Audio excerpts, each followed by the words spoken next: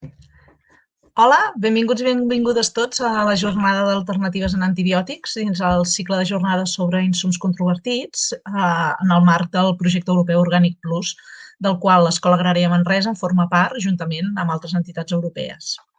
Welcome everybody to the conference Alternatives in Antibiotics inside the cycle of conferences on contentious inputs in the framework of the European project Organic Plus, of which l'Escola Agrària Manresa is part together with other European entities. Ara veureu els vídeos que hem estat gravat amb tots els ponents del projecte Organic Plus i d'altres projectes com el projecte Relax, i aquests vídeos, la majoria són en anglès, però estan subtitulats al català. Al final, cap al voltant de les 12 menys 5, 12 menys 10, més o menys, hi haurà un torn de preguntes i llavors us obrirà un xat i podreu fer les vostres preguntes via xat, que òbviament també traduirem i les podreu fer directament amb els ponents que es puguin connectar. The videos you will see now are in English and with Catalan subtitles, but you will be able through a chat to make questions at the round of questions, which is at the end of the session, sorry. That would be around 5 to 12 to make your questions to all the speakers that will be able to connect. Les presentacions, tant les gravacions com les presentacions, estaran disponibles d'aquesta i de totes les altres sessions que hi ha hagut fins ara. Aquesta és la vuitena sessió que fem i les tindreu disponibles al Ruracat a partir del mes de juliol. Esperem que la primera quinzena de juliol ja estiguin totes disponibles. The presentations, this recording, the PowerPoint and all all the sessions that we had done until now, this is the 8th session we do, they will be available on Ruralcat during the month of July.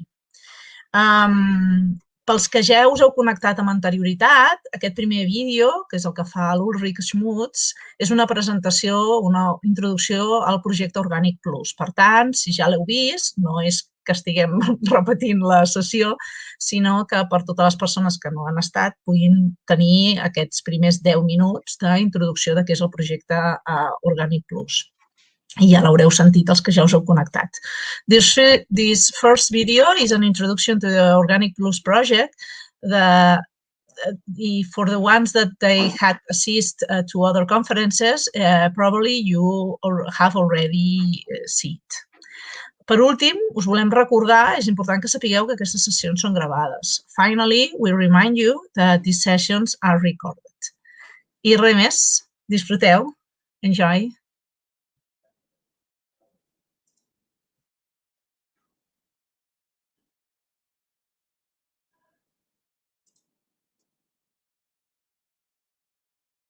Hello and welcome to this introduction of our international course in contentious inputs in organic agriculture.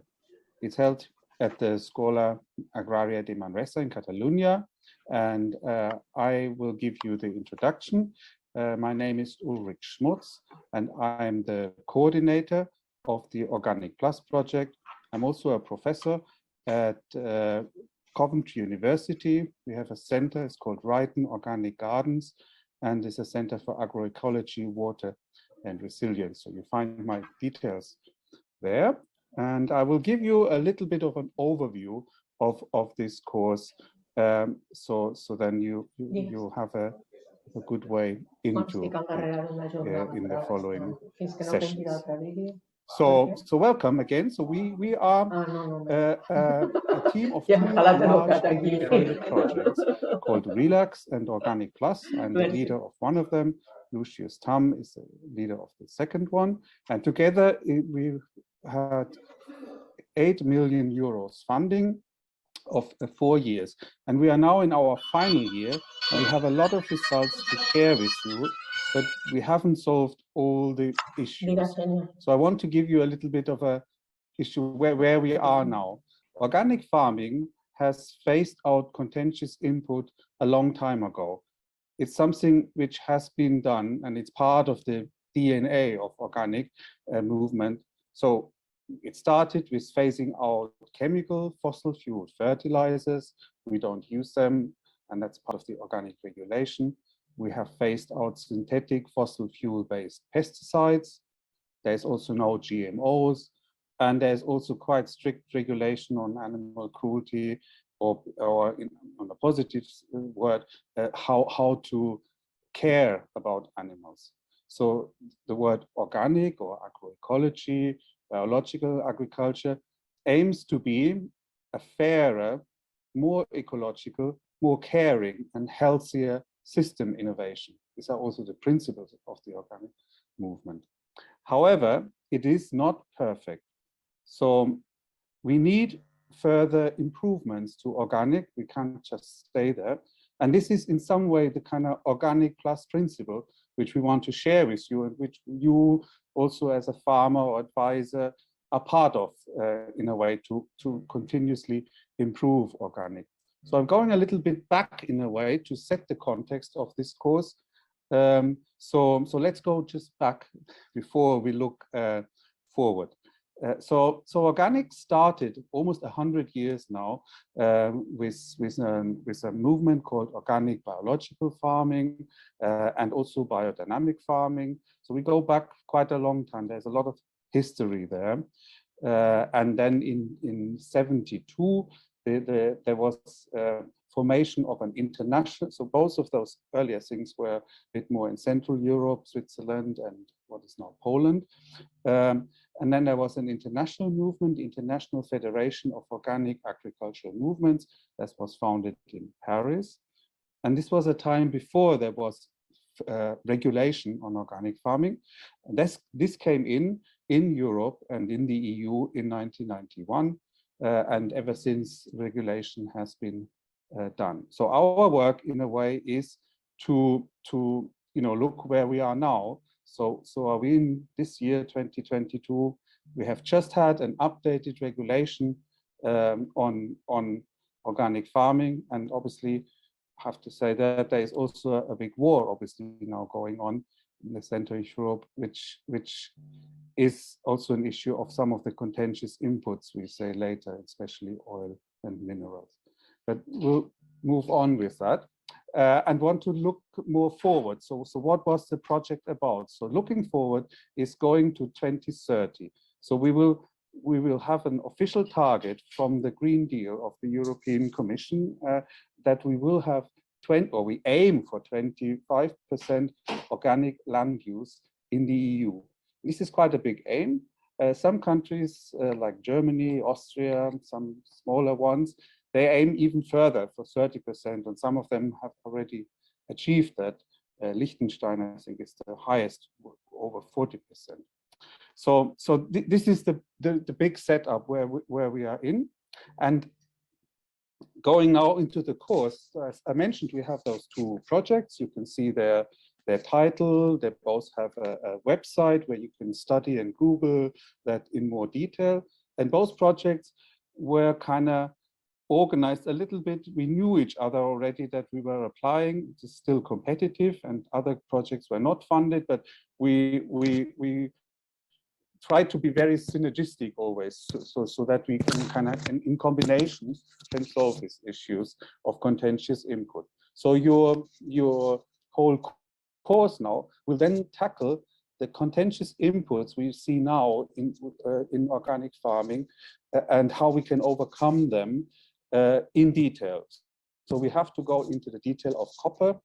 We have to go into the detail of mineral oils. We will present you experiments, not everything we have done in this course, but just selected information and results on that. And then we will go in the following days, you will hear more about vegan fertilizers, you will hear more about peat and the replacement of peat, you will hear more about plastic use. All of these are identified contentious inputs.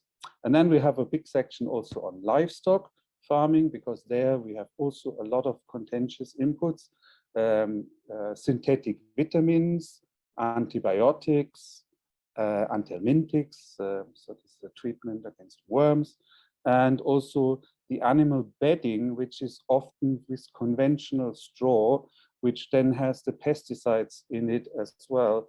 And we are concerned about the animals eating them, but also contamination.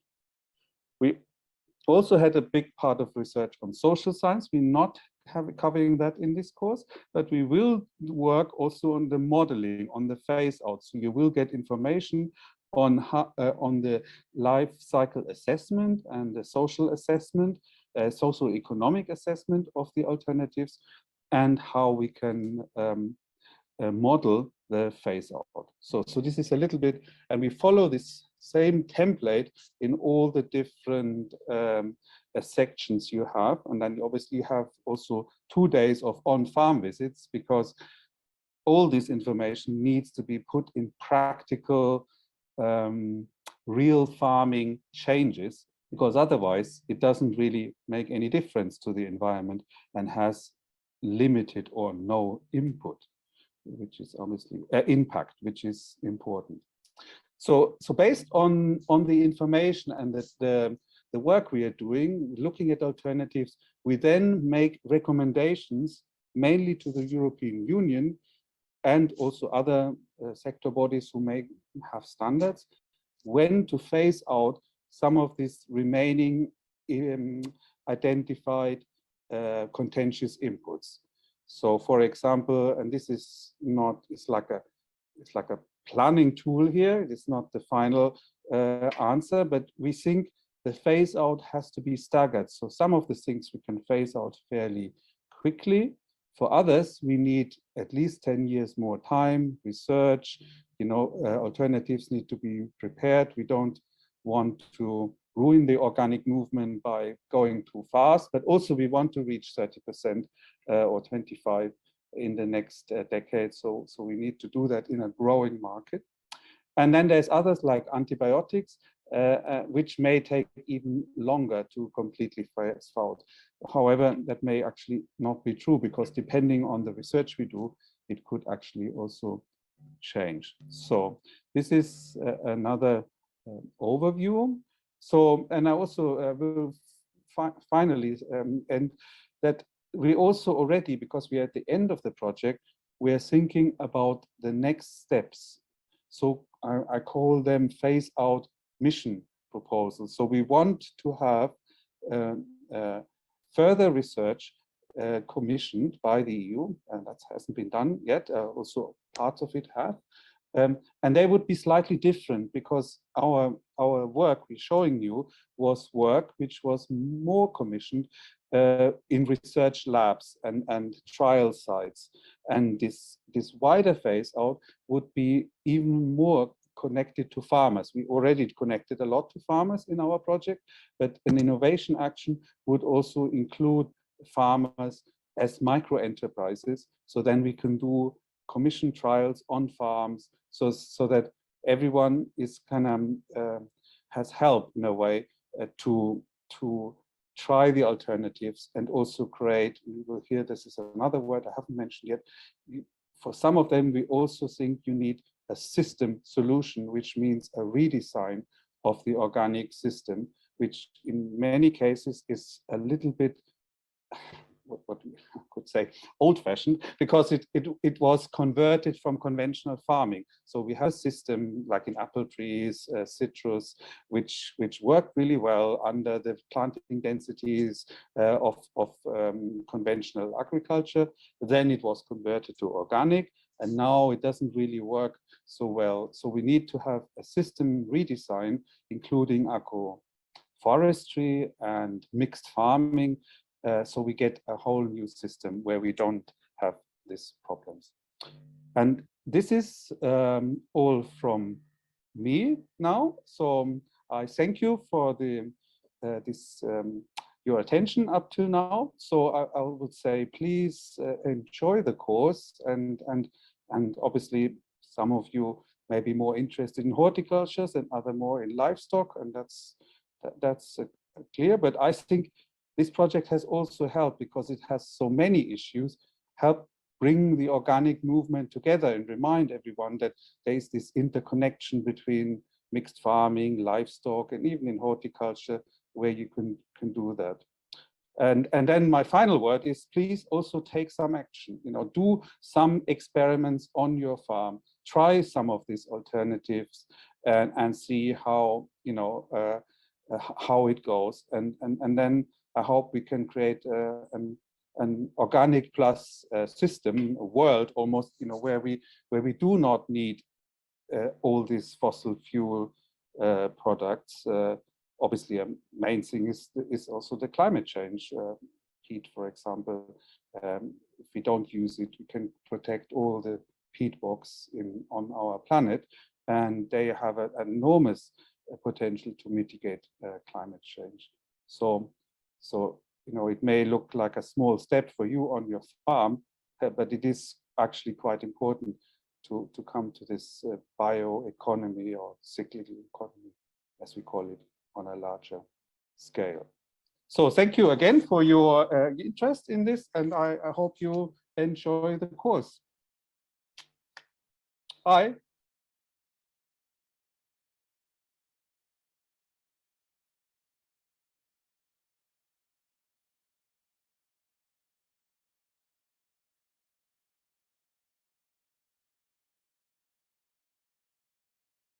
Okay, first of all, I'm going to introduce myself. My name is Luis Villa.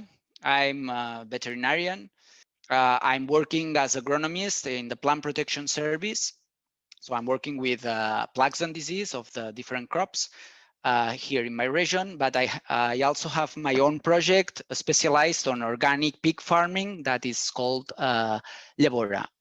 And today I'm here to talk about alternatives to antibiotics and antiparasitic substances and vitamins in organic pig farming in the international course in contentious inputs in organic agriculture. First of all, I'd like to introduce Lebora. Lebora is a project specialized on organic pig farming. We work in different areas. We work in what we call the productive area. So we have our own fields where we produce cereals and forages for our animals. We have our own little feed factory to produce the feed. We have our farrow to finish farm with 32 sows, and we work with Schwäbisch breed and Duroc breed, so rustic breeds. This is the productive part of Lebora. Then we have the commercial area. So it's a platform where we sell our products, and we have our own little slaughterhouse. This slaughterhouse is public, but is in these days the organization that is just managing the slaughterhouse is the cooperative that belongs to different butchers and livestock producers, conventional and organic in our region. Then we have the place where we produce and elaborate our sausages and our meat products. And we have also our own platform of distribution, our own platform of distribution. So, and we are nowadays we are packaging our products with 100% compostable and biodegradable materials. We normally sell our products into cooperatives or consumers associations, and also to final consumers, independent consumers that are using pick point places. But Lebora has other area, that is a protection area. So it's is where we try to develop new things, new stables, new designs, and new protocols, or just to improve the organic pig farming in our region, and we collaborate with other producers and get them. Which are the contentious inputs for organic pig farming? Here is described that is said that the use of antibiotic is a contentious input, and also antiparasitic substances and synthetic vitamins. But I would like to say that there are another contentious inputs from my point of view. For example, the use of no local feed. I think this is an important contentious input because if we bring feed from the other part of the world, even if it's organic, I think it's a really important contentious input.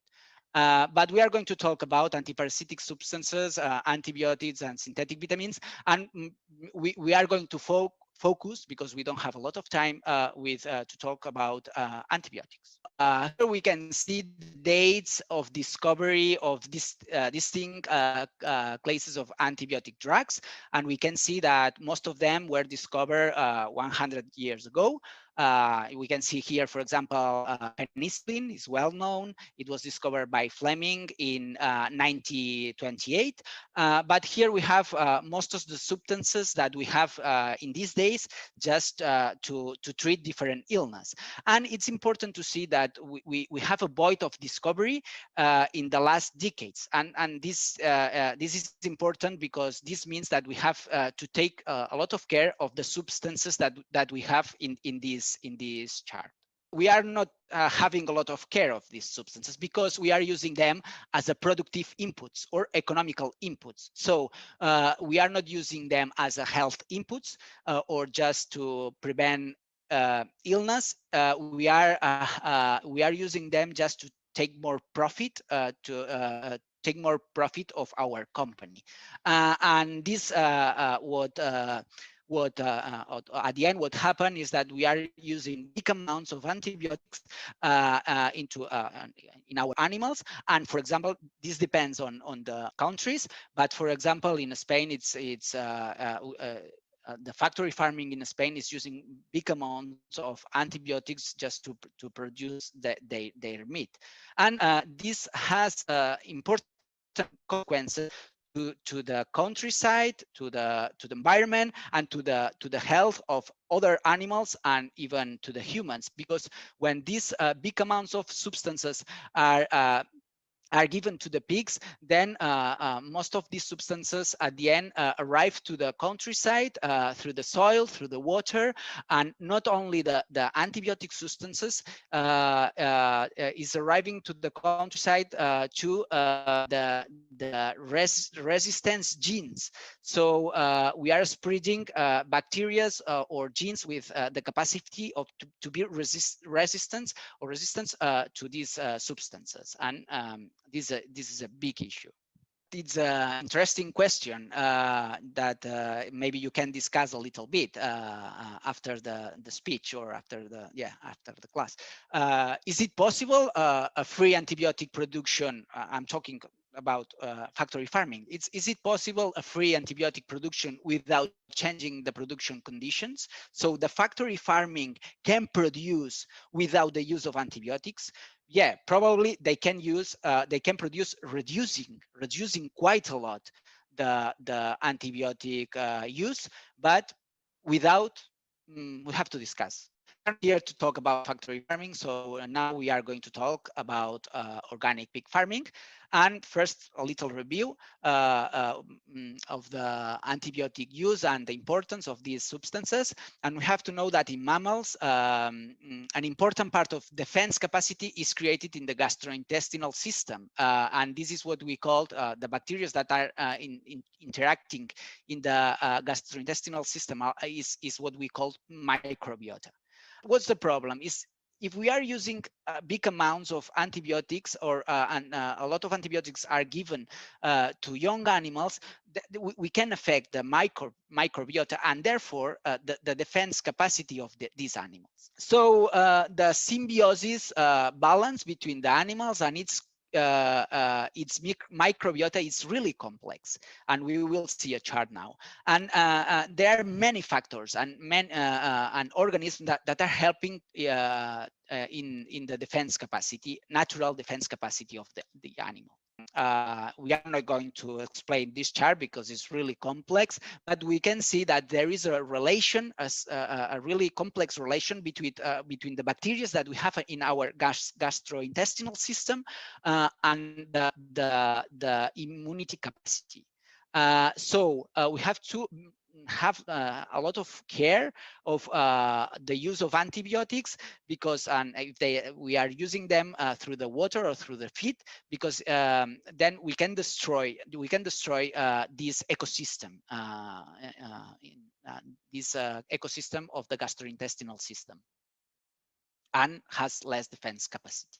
Here we have I'm not going to explain the table, but you can have a look later of this table. And here we can see which relationship there's the antibiotic substance, and which is the effect on the microbiota, and which is the effect, the bad effect that is producing in the immunity. The use of antibiotics can create bad effect on the immunity, clearly.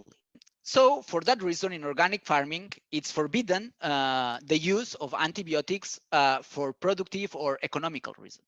Probably this is forbidden in factory farming too, but the reality is going in another direction. But in organic farming, no. So it's forbidden the use of antibiotics and productive and for productive or economical reasons. But it's important to say that in organic pig farming, the use of antibiotics is justified. It's justified when the welfare that it's really important too in organic pig farming. And this is what we like to say today here is we don't have to see antibiotics, antiparasitic substance, synthetics, vitamins as a devil. We have to see them as incredible substances that has been discovered, and we have to use them as incredible substances that they are. So just taking a lot of care of the use and using them just when, for example, the welfare is threatened. So what happened in organic pig farming? Which are the most important pathologies in organic pig farming? This is well described. We can see it in our farm every day. So which are the most important problems? Here we can see neonatal mortality is a big issue. Post-weaning diarrhea is a big issue too. Mammitis, another big issue. So we have more, these problems are bigger in organic production than in conventional production. That's true, because for example, in neonatal mortality problem, so because we don't have our sows in cages, so for that reason it's normal that we have more neonatal mortality. No, we are giving more welfare to them. No, but these are the most important pathologies or reproductive problems too, but there are others, no? For example, respiratory problems or general opportunistic pathogens. So maybe we can see here that we have less problems compared to factory farming. So and it's interesting that normally if we are giving a treatment in an organic pig farm because the welfare is threatened, we can see normally a rapid response to the animal. Why? Because we are not using big amounts of antibiotics. So we are using the antibiotics in a good way. So what's important? I'm not going to talk about. I did my project in Fibel in 2004, so many years ago, as a vet and as agronomist. It was a project specialized in this subject, in post-weaning diarrhea, but focused on homeopathic and phytotherapeutic treatments. But here we are going to talk about health management. It's really important. It's better if we can solve a problem that we have in our farm with health management, with the design of our farm, etc., than just searching for alternative of an antibiotic, for example. So, but first we have to know why we have this problem. And here, for example, what we can see the post-weaning diarrhea, we are going to focus in that problem. That we can see that we can say that it is one of the most common health problems in this kind of production. I have said that, and can represent a significant economic loss and welfare problems or welfare a worsening of the welfare conditions. Usually it has a multifactorial origin, and this is really important, because then if we want to search for solutions or for management, health management, to find against that, then maybe we have to take different factors in care. But normally all of these factors are producing the stress to the animal. All of these factors are producing stress and consequent an immunosuppression. So then when the animal has less defense capacity, then different opportunistic pathogens can grow and provoke diarrhea. And therefore, when it comes to preventing multifactorial diarrhea, it's best to reduce. Always, we have to focus in reducing the factors that cause stress and immunosuppression. What can we do? Now we can understand a little bit the problem. So what can we do? We can see here different things that we can do as a health management strategies. We can, for example, facilitate the establishment of hierarchy between piglets that will go together in the same pen as soon as possible. So, for example, if we allow to the piglets to mix piglets from different farrowing pens, to mix them before farrowing, before weaning, then the hierarchy is established before the weaning moment. So it's one factor or one stress factor less. It is recommended to not wean the animals before 49 days after farrowing. So we have to farrow animals that are old or quite old, and they are strong. So they have more capacity to resist this critical moment. For example, another one, we don't have to move the animals at the time of the weaning, and we have to leave them for at least 10 days in the same stable. Why? Because if we change the animals to one stable, from one stable to another in the weaning moment, then this is a clear stress factor. But if we leave them, so if we take out the mother, but we leave the animals there, then it's another stress factor less. We have to ensure that piglets have access to a nest with optimal temperature and conditions of comfort and hygiene. Why? Because we don't want that the piglet in this critical moment lose energy just trying to keep the temperature. We have to give the optimum temperature and the place with the optimum temperature just to have all energy to fight against diarrhea. During the first week after weaning, reduce the stable size, and that's maybe some of you will say that's really strange, but we have to know that normally the piglet piglets have the reference of the piglets is the mother, and in the weaning we are just taking out the mother of the pen, so the piglets don't have their reference, and they can become lost, and it could be difficult for them to find the water point, the feed point, and then it could be recommended just to reduce the stable size, just to make it more easy for them to find the water point, the feed point. At the time of weaning, transfer the ill animals to the nursery just to have more care of them, to give them more comfort, etc. More things that we can do. We can encourage animals to start eating feed as soon as possible, and it could be interesting starting at 7 days of age, and always we have to allow the eye contact with the mother, because as I have said, the reference of the piglet is the mother. Then we can give a diet, feed diet, a special feed diet just for this moment. For example, it will be a diet with a low crude protein in the feed, low calcium, and high amount of fiber, just to have a diet is with less aggressivity for the piglet. All feed changes should be gradual and should be done by mixing the feed. If we have to change from one feed to another, we have to mix them during 2-3 days, because all changes should be done gradually. We can supply, another thing, we can supply piglets with organic silage, because it contains lactic acid and other organic acids. So with the objectives that we can reduce giving acids, we can just reduce the pH of the gastrointestinal system, and the pathogens would not like this environment. We can, in the same way, we can supply piglets. This we are doing this in our farm, and it's working. And we have done a recent study with IRTA and with great results with a research center, just supplying piglets with organic cheese serum, organic one and local.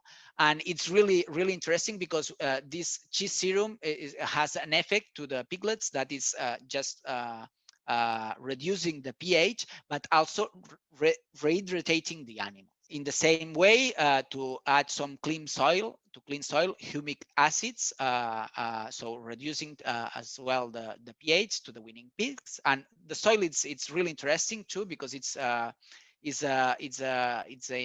really healthy material for the pigs, not only for the piglets.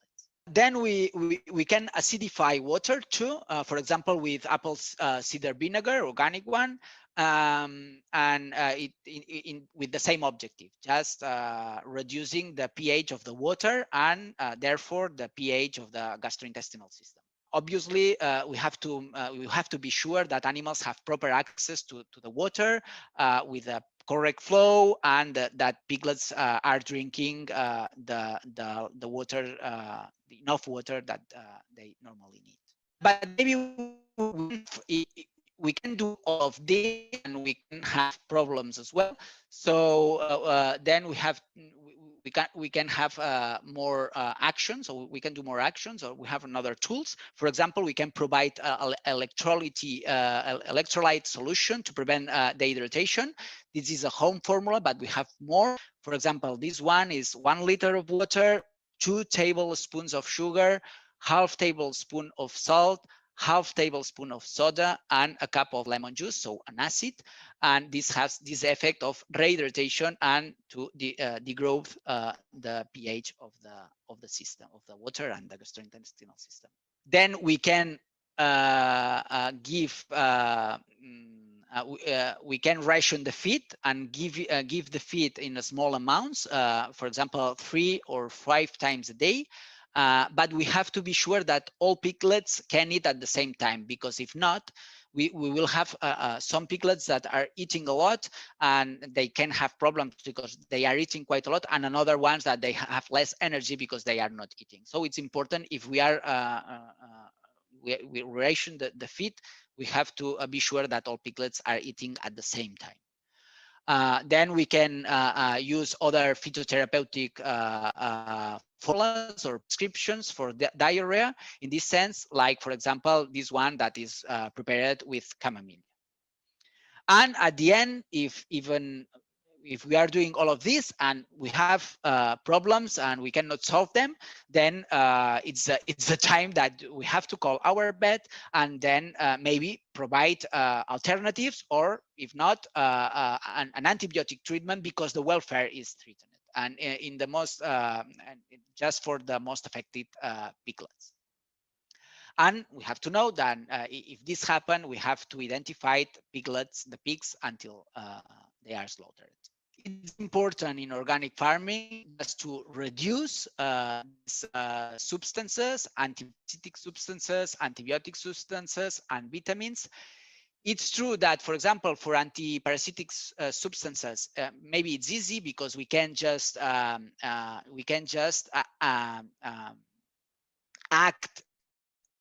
into the life cycle of the site, for example, and break it So we have alternatives, just controlling or acting in the countryside or in the stables, just leave it really dry.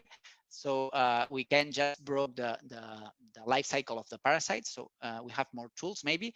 The antibiotics, substances that we can reduce some, but if the welfare is threatened, then it's I think it's allowed and recommended to use them. And vitamin substances that maybe in this case it's difficult to find an alternative if we are not changing the system. I want to say that maybe or the feed. If we are giving a really varied feed, I mean with a lot of different components, then maybe we have less problems and we can avoid the use of antibiotics, synthetic vitamins. But at the end, we don't have to see this substance as a devil. We have to see them as incredible substances that has been discovered, and we have to use them just as incredible substances that they are. Thank you very much. The last chart, the last picture of my presentation, one of our sows, the Schwäbisch sow with their piglets. Thank you very much.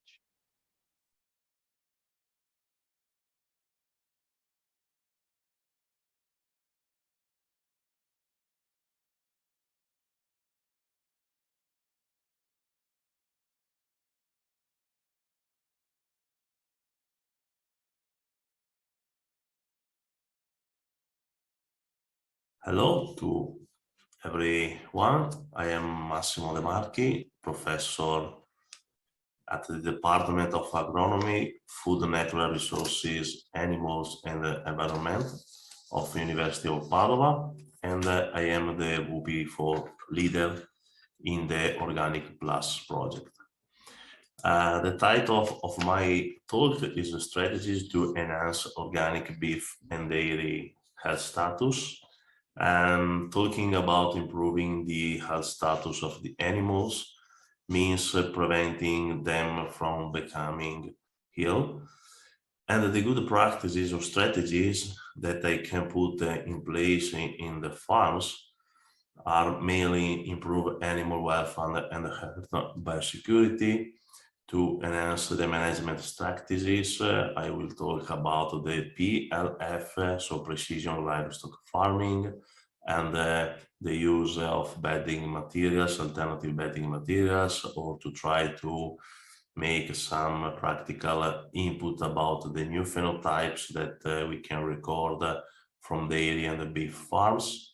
Of course, we can work also to feeding strategies, especially to vitamins or mineral supplementation. I think that my colleagues from University of Parma, Federico, had a presentation about this topic. And also, I think another very important topic is the farmers training, because we need to transfer the scientific knowledge to the farm and to the farmers. When we talk about health status of the animals, an important issues related to this topic is the antibiotics, and of course is the reduction of the use of antibiotics. Because it's important this topic, because we are in the era of antimicrobial resistance, so we need to try to reduce the use of antimicrobial, and the livestock sector is blaming as a major contributor to this overuse of medication. So we need to put in our field, in our sector, all the efforts that we can do to reduce this type of problem. We know very well that the overuse of antibiotics is a problem, not only for animals, but also for humans, especially for humans. And we know that there are a particular type of antibiotics that is the same that we use from both for humans and animals. That is a huge problem. So we are mainly focusing in the reduction of this type of antibiotics. And just to give to you some results about the use of antibiotics also in the organic field, I would like to briefly report some evidence from a survey that we carry out, especially the WP2 of the Organic Plus project.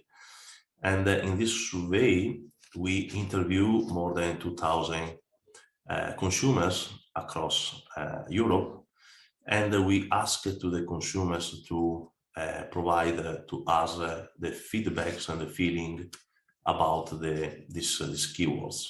Looking at the green column in this graph, it is clear that the word antibiotic is represent a priority for European consumer in organic sector. It's very clear.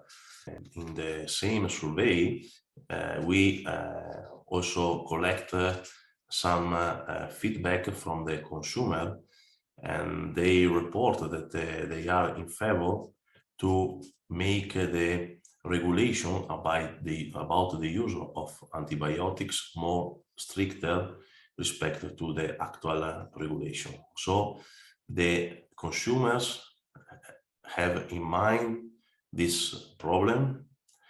The consumer would like to move to a reduction of the use of antibiotics, and the consumer is also ready to pay more for this kind of products. And I think this is a very important issue. Of course, we have clear in mind that when the animals are in a very well health status, they probably don't need any type of pharmaceutical treatments and also antibiotic treatments. Coming back to the strategies that we can consider in practice to improve the health status of the animals, I think the main topic is the animal welfare. And I think that from a practical point of view, we can improve many situations in the farms, like the space for the animals, like the feeding conditions, like the water administration to the animals. So we can work on this structural part related to the animal welfare. Of course, we have the possibility, especially in the dairy farms, to have many information belonging from the dairy herd improvement testing services. And all of this information, a greater part of this information can provide new phenotypes or phenotypes that we can use for the management of the animals. An example is like the milk yield is quite easy in the modern milking parlor to have alert when we can see a drop in the milk yield production that is probably related to the changing in the health status of the animals, or we can pay attention to electrical conductivity that is related probably to an infection of mammary gland, or we can move to new trait like the DSCC or the SCC, okay? And in the next slide, I will report some information about these two traits that is very important for the management of mastitis. And of course, recently we had information about the BHB that is very important for the monitoring of hyperketonemia, especially in the transition of the cows. And recently we can take in consideration also the fatty acid composition of the milk, and especially the ratio between the de novo, preformed, and the mixed fatty acid is very interesting information to understand the energy status of the cows. providing some information about the somatic cell count, that is a common trait that is related to the inflammation of the mammary gland. Okay, we can add a new trait that is the differential somatic cell count, DSCC, and considering both of these traits, as you can see in the table, it's possible to make some strategies for the prevention or the treatment of the mastitis. Of course, so the combination of both of these two traits allow a better individuation of the mastitis, and of course is very important for the reduction of the use of the antibiotics. Moving to the strategies in the beef production, I think also in this case we can work in animal welfare. Of course, the condition of the beef herds is quite different respect to the condition of dairy herds. Usually we have a shorter period respect to the dairy herds for the animals, but I think there is space also in this kind of herds to improve animal welfare. Of course, a second topic is the feeding strategies, and in the second part of this presentation I show you some evidence about the use of alternative sources of vitamins in beef cattle feeding, and the last point that I would like to evidence is the use of precision livestock farming, and I would like to show you this kind of picture. In particular, I would like to report the use of ruminal bolus, even if today it is not yet a common practice due to the high cost of the bolus, of course, but it could be a good tool for monitoring the health status of the animal, especially from a scientific point of view, to understand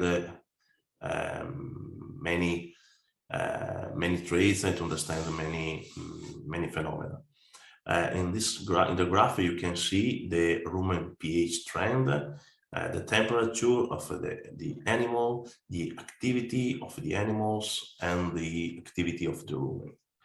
You can see in this picture the graph of a period, in particular critical period, in which the animal are fattening, and it is very easy to highlight the moment in which the animal temperature were high, or when the animal drink water, or when the animal began to rumen at its best in relation to the changing feeding, something like that.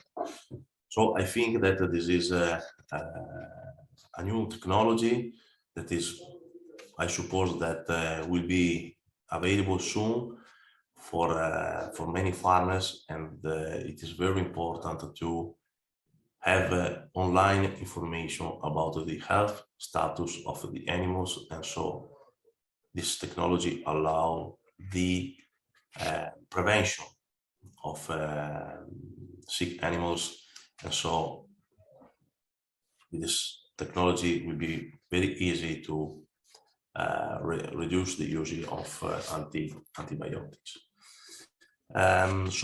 Moving from this first general part to the second part, in which I would like to show you the two main trials that we perform in the organic project. The study that we conducted were about the scutellaria in beef to improve the beef performances, and the use of herbs, a combination of herbs provide through a bolus in the cow to improve the dairy immune system, the milk production, and the milk quality. Moving to the study with scutellaria, so I'm talking about the beef production. The scutellaria contains bioactive compounds with anti-inflammatory and antioxidant properties. It has been tested in monogastric and it is used in Chinese medicine. In this trial, we use 143 Chevrolet male. The animals were supplemented by scutellaria during 4 months, which including the fattening period, fattening and the finishing period. As you can see in this table, the feed intake did not differ between the groups, which suggests that the palatability was not affected. The animals arrived to the same weight at slaughter. The growth performances were evaluated by the carcass yield and the feed conversion ratio, which also did not differ. And the blood concentration of alpha tocopherol was similar for the two groups, as it was a plasmidic total protein. So the protein metabolism, the glucose, the energy source, and the triglycerides, so the blood fat. We can see in conclusion, we saw that the feed intake was not impaired by adding scutellaria for the beef diet, and it also did not have an effect on growth performances. The plasmidic vitamin E levels and the metabolic profile was also not modified by the addition of scutellaria. Then, in the next step, we will be to test different doses and to evaluate the effect on the meat. We are working to do a new trial to perform and to try to figure out the new evidence. And moving to the second study about the dairy cattle, and in this case the herbs contains bioactive compounds with anti-inflammatory and antioxidant properties. It has been tested in monogastric. In this trial we enrolled more than 115 Holstein Friesian animals. These animals received 3 bolus with the herbs between the calving and the 30 days after calving, and the animals were evaluated until 100 of days in milk for milk composition. We took also plasmatic sample at 30 days, and we recorded all the fertility parameters for these cows. The selection of the group of the cows were based about the content of somatic cell in the previous lactation, and so we included 2 different classes of. We divided the cows into classes, so high somatic cell and low somatic cell. In this table, you can see the results of the trial. In particular, you can see the main factor included in the model, so the treatment, the sampling time, the calving season, and the different group of somatic cell count, so low and high. And as you can see, only sampling time, which was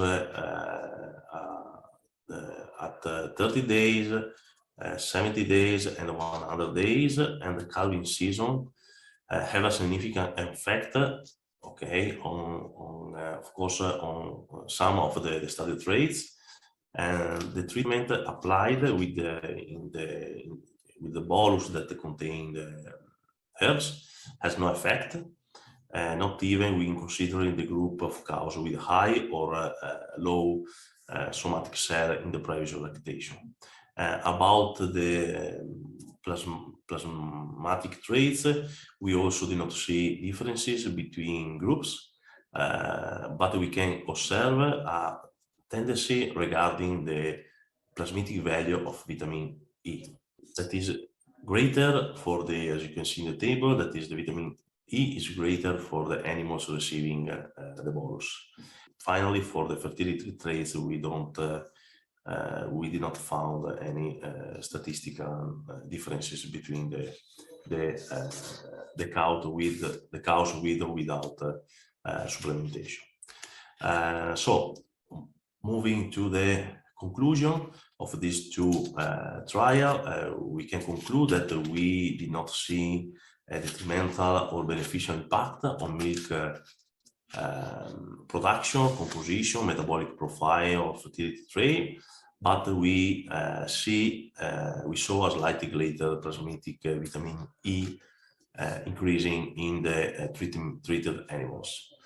The next step will be test different doses and to try also to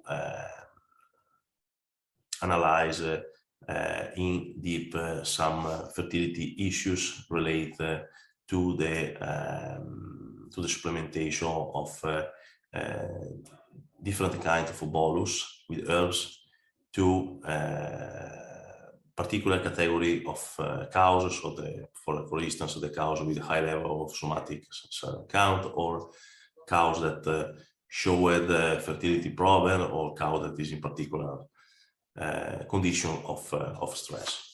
So moving to the overall conclusion and the perspective and the further ideas of works that we would like to figure out, I can see that there is an interest to find alternative to improve immune systems of the animals. Our results show that plant feed additive can substitute vitamin E, also in other species, or like broilers. However, in the ruminant, there is probably an effect of the rumen microbiota on the degradation of the plant feed additives. So for this is probably the main reason that explain our slightly difference between the theses. There are very few studies on ruminants, and it seems that it's difficult to find evidence when evaluating healthy animals. And it would be interesting to test herbs in animals under stress condition, or when we have a controlled infection of the animals. Finally, I would like to remark some points that I think is very relevant when we talk about the health status of the cows, and when we talk about the elimination of antibiotics also in organic production. I think that the new technologies like the precision livestock farming or the new phenotypes may be a tool to enhance the health status of the animals. And I think that it's very important to introduce and use this new technology in the dairy and the beef farms. The second point, I think that it is very important, the training of livestock technicians, operators, and farmers. Looking to my experience, this is a very crucial point. It's very important to training the operator in the milking parlor. It's very important to training the farmer to understand the data and to take a decision considering the data supporting the farmer. So I think that is a very crucial point, training. And related to the training, there is also the implementation of the existing scientific knowledge, because I know and we know that there are many papers, many trials that is only in the papers, and only in the scientific journal. And I think that it's very important to try to make an implementation of this knowledge at a practical level. So to provide this knowledge at the farm using practical information, and to enhance in this way the sustainability, finally the sustainability of dairy and the beef farms. So with this conclusion, I would like to thank you for the for attending this presentation, and see you soon.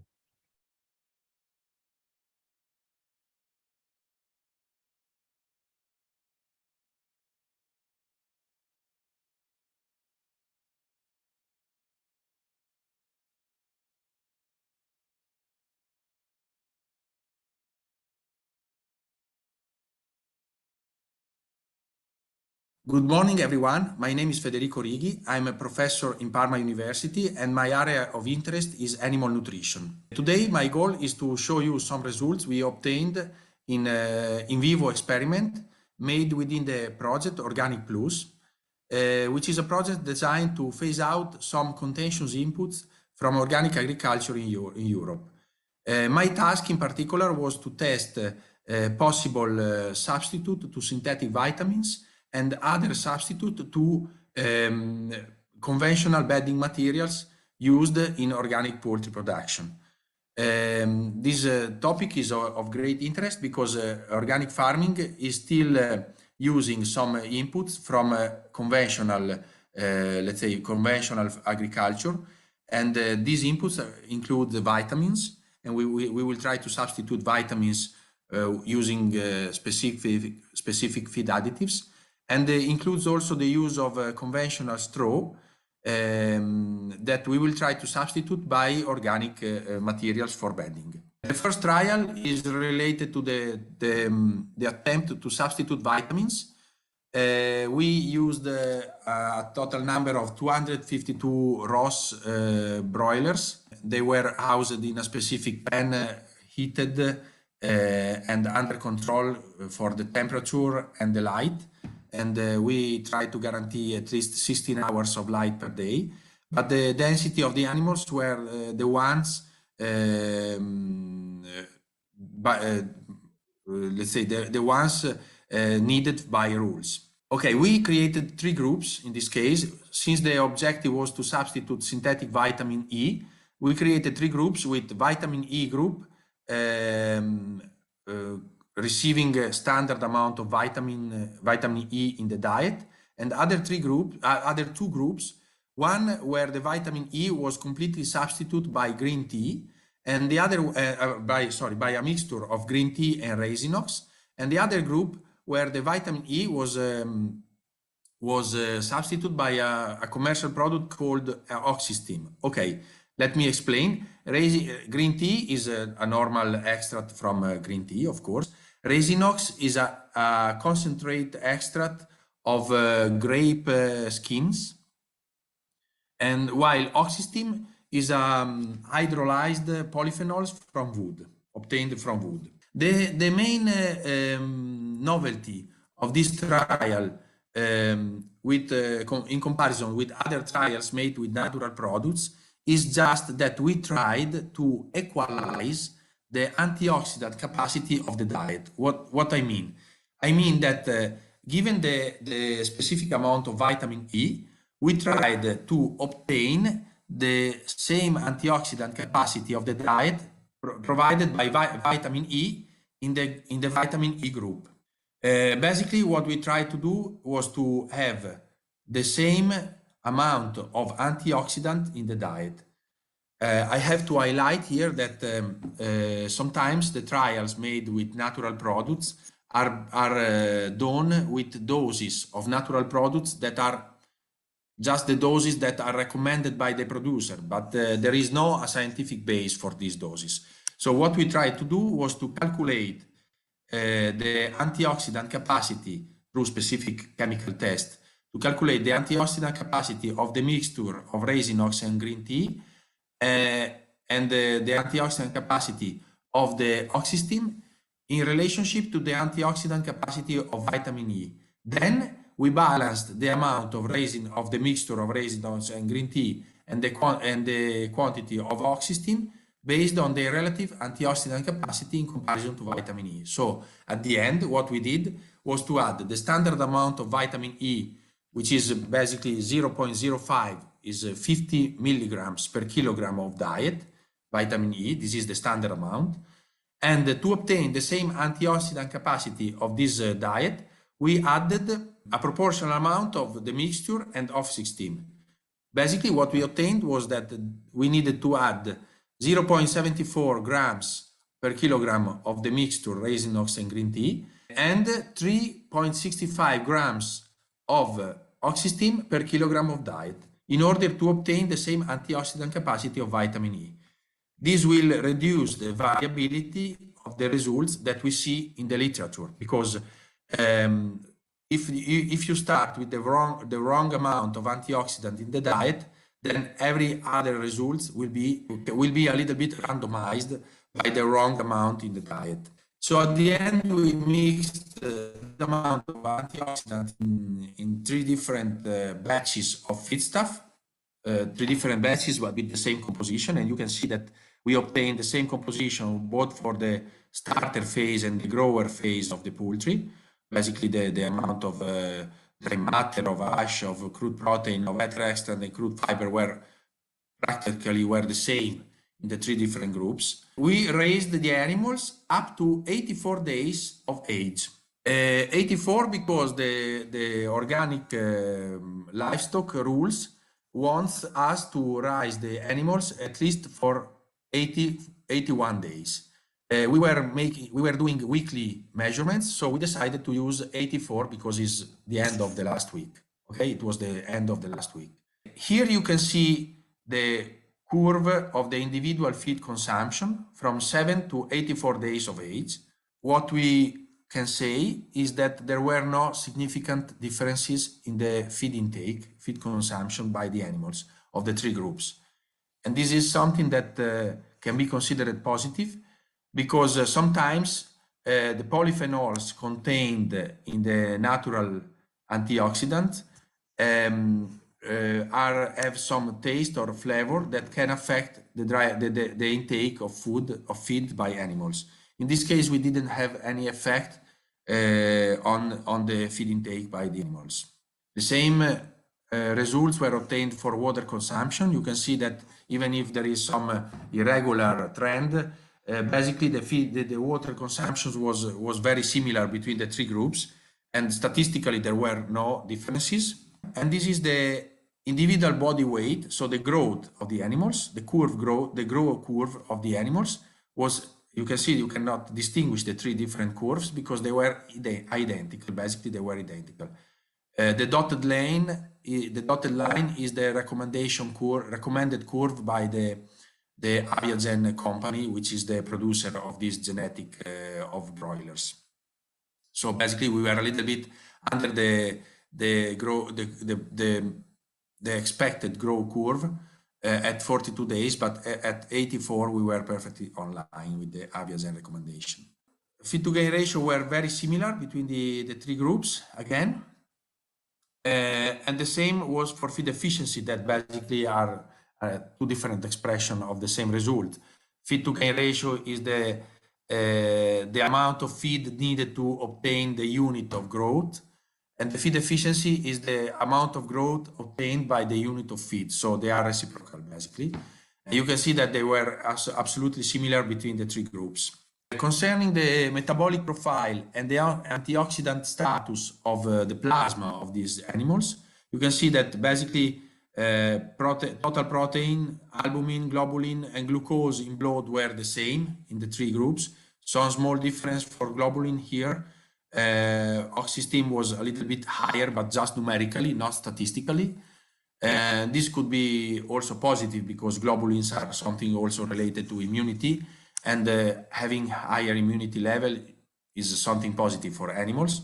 But concerning the antioxidant status, that is the main effect of vitamin E and of the antioxidant, natural antioxidant compounds, you can see that they are absolutely similar.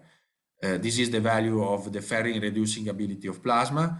This is the ABTS, which is basically the capacity to be antioxidant of plasma, and the MDA is the amount of compounds derived from the oxidation of lipids. Basically, both the blue bar, the orange bar, and the gray bar, the green bar are the same 8 in the three groups. So they had basically the same antioxidant status in plasma. Here is some more details about the metabolic profile of the animals. You can see that they are very similar for all the parameters considered, okay? Urea, liver enzymes, bilirubin, cholesterol, high density cholesterol, low density cholesterol, triacylglycerols, calcium, phosphorus. Okay, there is some difference in phosphorus here, probably because the natural products, the natural antioxidant adopted, they were providing also some phosphorus. And of course, the difference is for alpha tocopherol, because the vitamin E group was receiving alpha tocopherol, which is basically the name of vitamin E, while the other two groups were not receiving vitamin E, so they had lower values for this parameter. The organs weight was the same for all the three groups and all the product tested. So the proventriculum, the gizzard, the duodenal loop and pancreas, the jejunum, the ileum, ceca, colon, heart, spleen, liver, Fabricius bursa, and testis were the same weight for the animals of all the groups. This is always referred to the 84 days of age, so the final measurements of the animals. And also the content, the coelomic content, so basically the abdominal content and the carcass weight, they were the same. And also the color parameters, lightness, relative redness, and relative yellowness were similar in the three groups. Meat quality was as the other parameters, also meat quality was exactly the same in the three groups. For the parameters of pH, cooking loss, shear force, dry matter, fat, and protein. The treatment didn't add any effect even on these parameters of meat quality. So in conclusion, what we can say is that the tested natural products or plant feed additives can for sure replace vitamin E in organic broiler farming, because we didn't find any differences between the three groups for the growth performances and for the health status. Some more in vivo and post-mortem tests should be performed concerning the antioxidant status of the tissues, because we tested basically only the antioxidant status of the plasma, which is the circulating tissue, let's say of the blood basically, but we still don't have data on tissues. We have samples, we will perform the analysis, but we need some more time. The use of this antioxidant should be recommended only after a careful evaluation of their antioxidant capacity relative to vitamin E. This means that before using specific doses of this antioxidant, we need to test their antioxidant capacity relative to vitamin E in order to adopt the right dosage to obtain the same antioxidant capacity of the whole diet. This will guarantee better performance of the animals, the right performance of the animal, equivalent performance of the animals. Okay, concerning bedding, basically the experimental design was the same. In different replicates, we obtained three groups, one bedded with wood chips, another one with poplar pellets, and the third one with vineyard pellets. Poplar pellets and vineyard pellets were obtained from organic pellets and organic vineyards. Okay, so basically these beddings were organic. We have some data about the composition of these beddings, and we can see that they are not so different for dry matter content, for ash content. Okay, little higher for poplar and vineyard.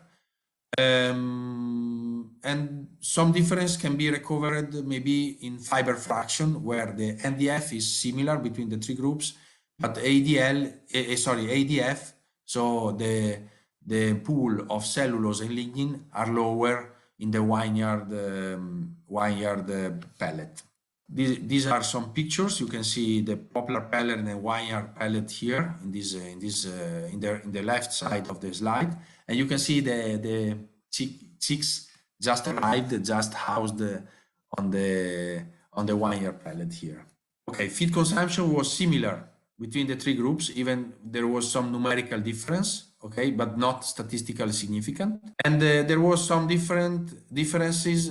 There were some differences in water consumption, with the higher water consumption for animals bedded with wood sheaves, and the lower levels of water consumption for animals bedded with poplar pellet.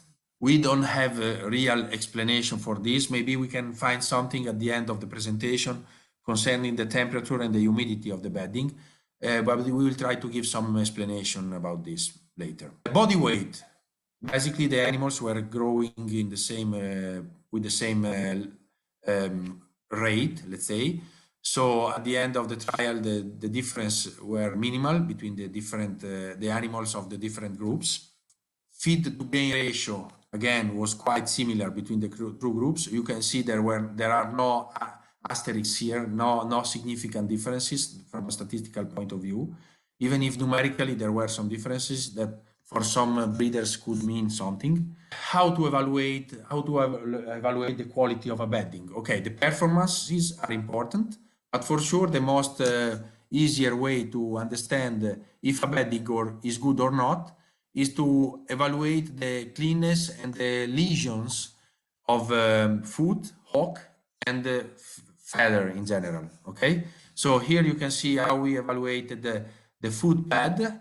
We evaluated the hocks here, and also the plumage, the feather cleanness. Concerning these parameters, we can see that the animals bedded with wood sheaves were the cleaner in general at 14 days, but also at 84 days were the cleaner. Okay, were the cleaner from the cleaner at the better food score. Let's say that they were the healthier concerning the food score.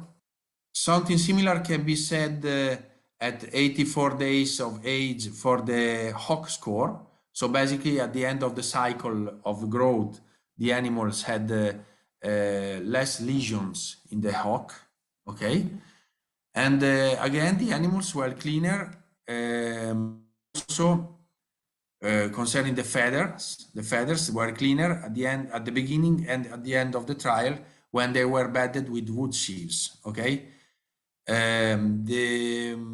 so in general we can say that probably from this point of view the wood sheaves are better than the pellets. Okay, so the conventional bedding made of wood sheaves is better than the organic bedding made with pellets.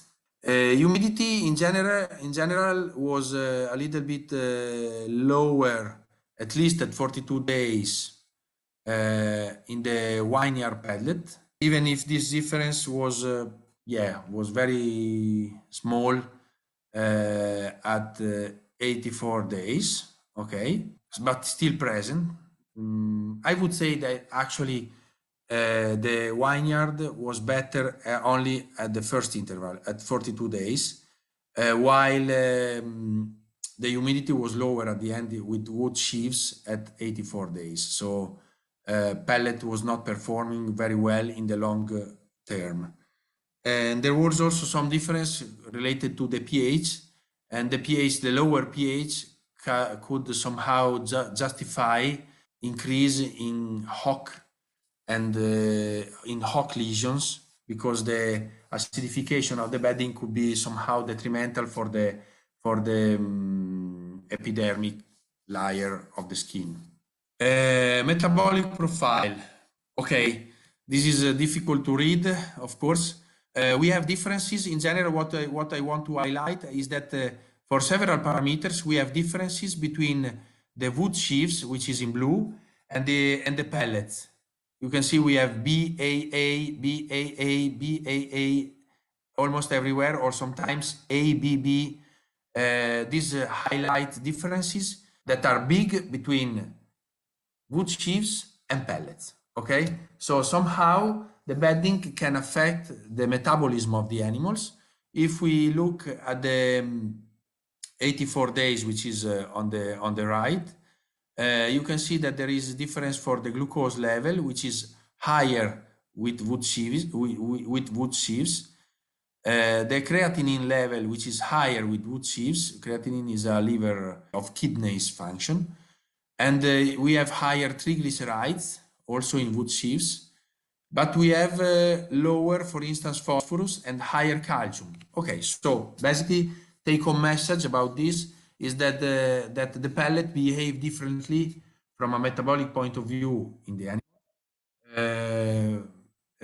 Behave differently from the wood sheaves. Concerning the performances in terms of carcass weight and carcass hot weight, we can see differences at 84 days of growth, with higher carcass weight for animals bedded with poplar pellet, intermediate levels for animals bedded with vineyard pellet, and lower carcass weight for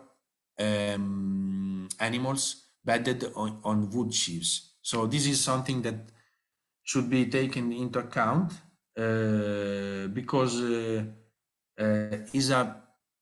is something that express how can I say a different efficiency in a carcass growth of the animals. No differences were found concerning mortality, no statistical differences concerning mortality, even if we had lower mortality in poplar pellet and higher in wood sheaves, and vineyard. No differences were also found for body weight at 84 days of growth. Consumption, bedding consumption, little higher consumption for pellets, both poplar and vineyard pellets were needed in a larger amount, and this is probably related to the fact that they occupy less volume, they have a higher density. So on the surface of the bedding, there is the trend for the creation of a layer of feces that induce the technician to add more bedding to cover the mud, to cover the feces, and this led to an increase in bedding consumption.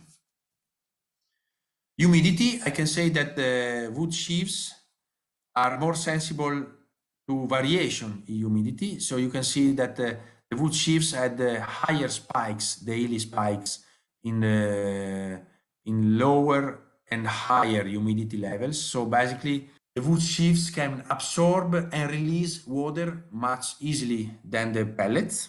And something similar happened also with the temperature. The wood sheaves are more sensible to variations in temperature. Okay, and this can explain something also concerning the growth somehow and the cleanness of the animals. Okay, in conclusion,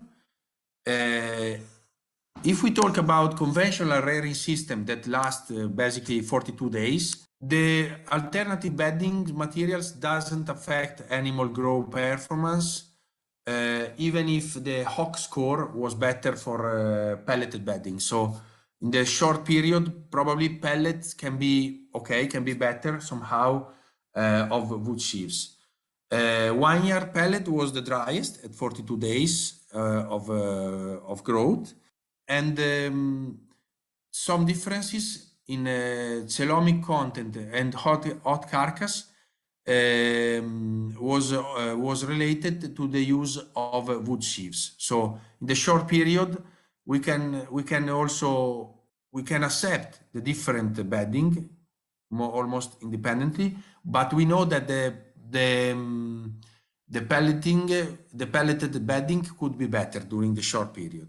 In the long period, so 84 days, which is what happens in the organic farming, wood sheaves are better because they are healthier, cleaner, and driest in comparison with the other beddings. And also at over 84 days, the pH is little higher for the wood chips, and this is positive because, as I told you, acidification of the bedding is negative for the epidermic layer of the skin of the animals.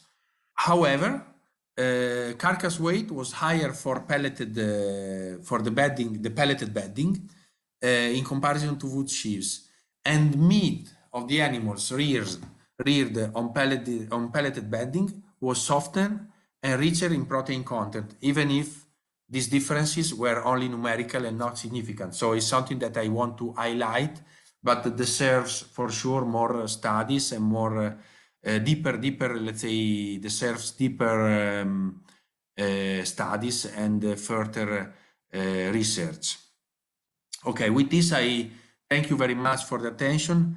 I hope my presentation was clear enough, but of course, I'm available to ask to answer any question you would like to give to me. Thank you very much.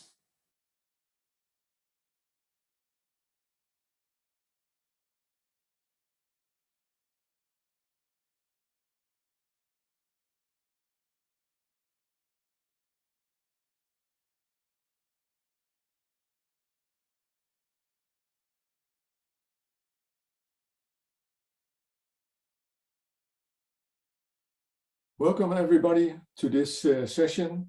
My name is Frank Oudshoorn. I'm working as a senior scientist for the Innovation Center for Organic Farming in Denmark. And my main work is on sustainability assessment of farms, advising farms how to improve sustainability, also how to improve climate emissions. We do a lot of advisory towards farmers, but also towards advisors. And in this session, I would like to show you an assessment, a sustainability assessment we did on some case studies of livestock farms trying to use alternatives to antibiotics. The use of antibiotics in organic livestock production are permitted according to the EU regulations. However, no routine use is permitted, and there's always a longer retention time when antibiotics and all medicine actually are used in organic livestock. So if the normal retention time for milking a cow after antibiotic injections is 1 week in organic farming, it's 2 weeks. So it's actually quite expensive to give antibiotics to a cow, for instance.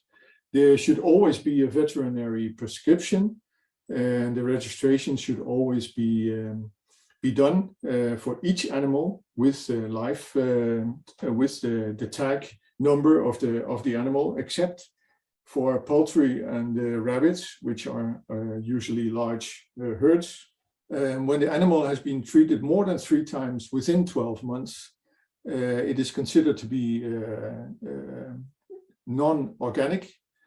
So you have to do a reconversion.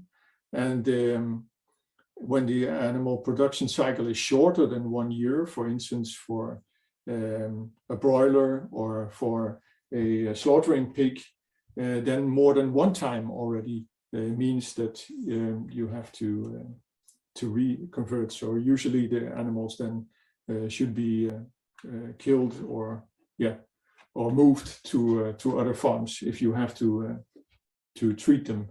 Usually animal welfare is very closely connected to the use of medicine and antibiotics, and that is also why animal welfare is really very important for organic farming. And also as a measure to have to use antibiotics and other medicine. So the incentives for an organic farmer to enhance animal welfare is, of course, the image and the reputation of the farm, of the selling of the products, the marketing of the products, but also the economy of the farm itself. If it has to kill too many animals because they are treated, it's very costly. it's also very clear to me when we interview the farmers that the work environment and the personal satisfaction is very important for the farmer when they are not using too much medicine and not using antibiotics. But the organic premium can be even higher sometimes when they can sell animals without antibiotic use. There's been quite a lot of investigations on the management and how to prevent diseases. But there's also been done investigations on the use of antibiotics on organic farms. And here I just show a recent investigation in the UK, where they found out that the overall use of antibiotics in organic livestock was 4 times lower. That's this one in the top. But you can see also there's very much difference for the different animal categories. So the pigs, the reduction according to the conventional, compared to the conventional, was really, really large. The same tendency can be seen in other EU countries. There has, though, been said sometimes that it could mean that animals were more bruised, or that there was other things that could be seen. But in general, the animal health of the animals was the same when they were judged at slaughteries, even though they had much less treatments. So how do we evaluate farms for sustainability? We do this by using a RISE tool. The RISE, it stands for Response-Inducing Sustainability Evaluation. That means that we want a response from the farming. It's a method that is actually developed in Switzerland and is used quite a lot in Denmark and also in Germany. The process is that we collect the data, and then we also interview the farmer. We make the calculations and we present the results to the farmer, discuss them, and then first the report is made with an action plan and a follow-up. The results in the report are then presented as a polygon first. The polygon, or the spider web, shows all the 10 themes that are evaluated: the soil use, animal husbandry, materials and environment, water use, energy and climate, biodiversity, working conditions, quality of life, economic viability, and the farm management. And you can see here the 10 themes. The average is the red line.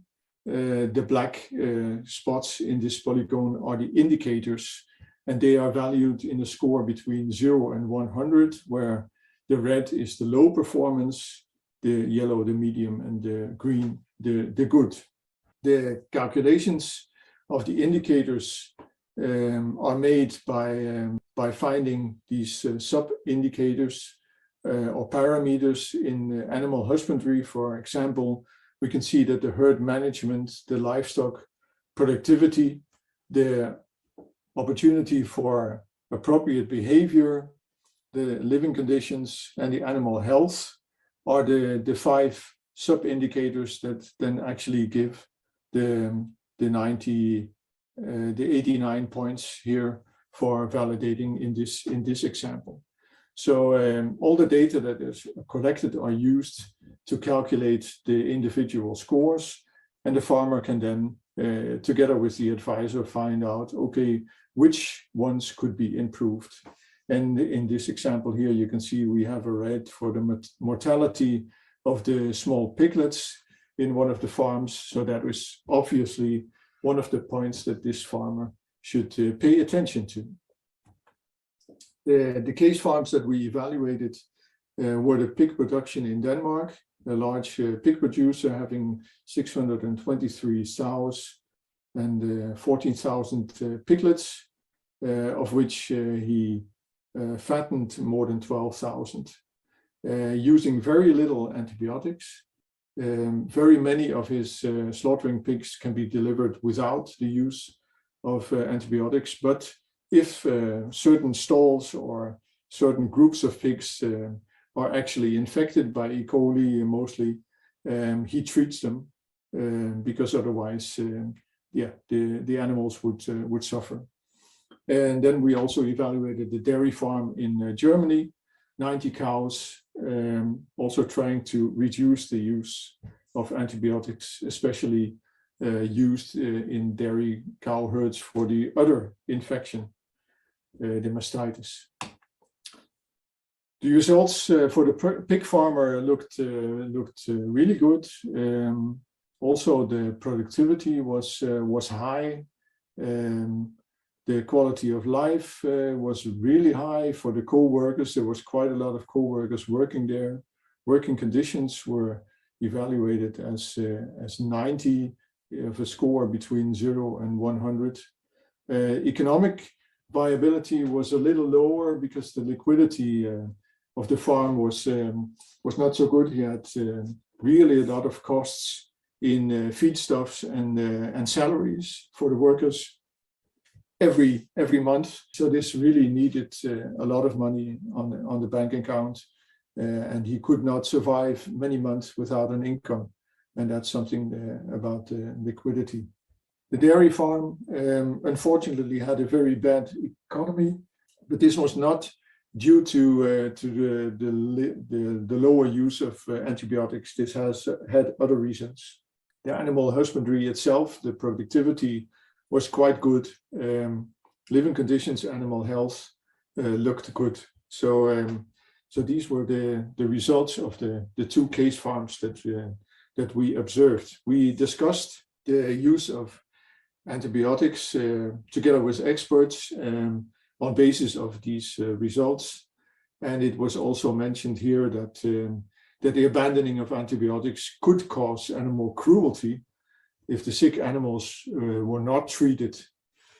So that's why they could, of course, use preventive measures, animal welfare, things like that. But still, and this is also said in the EU regulations, that if these do not work, they should use antibiotics or other medicines to not let the animals suffer.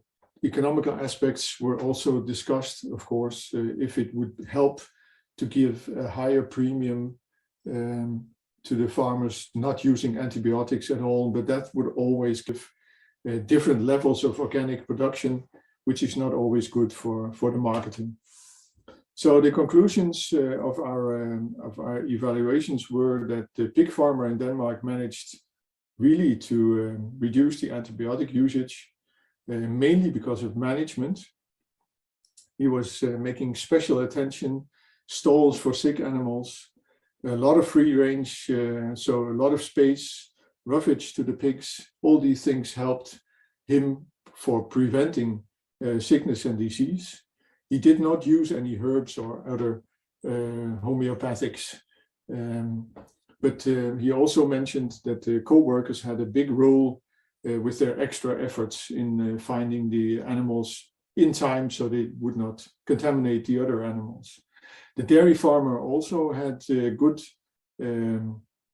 results using alternatives like herbs and like other treatments, and in that way usually could prevent the use of antibiotics for the mastitis. But in general, the conclusions were that management is the best measure we can do to prevent. It's not predict, but preventive measure. So thank you for your attention. And if you have any questions on our evaluations, so please come with them now.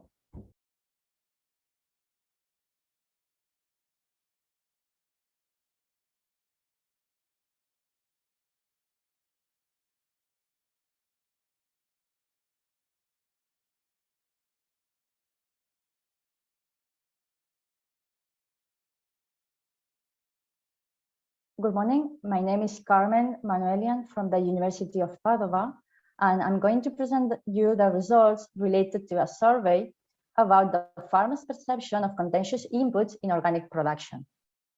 Organic production has been increasing a lot in the last years, and you know, the number of animals that has been raised as organic have increased in between 2009 and 2018. And the species that have increased the most are the poultry and pig that are monogastrics, but also bovine or sheep.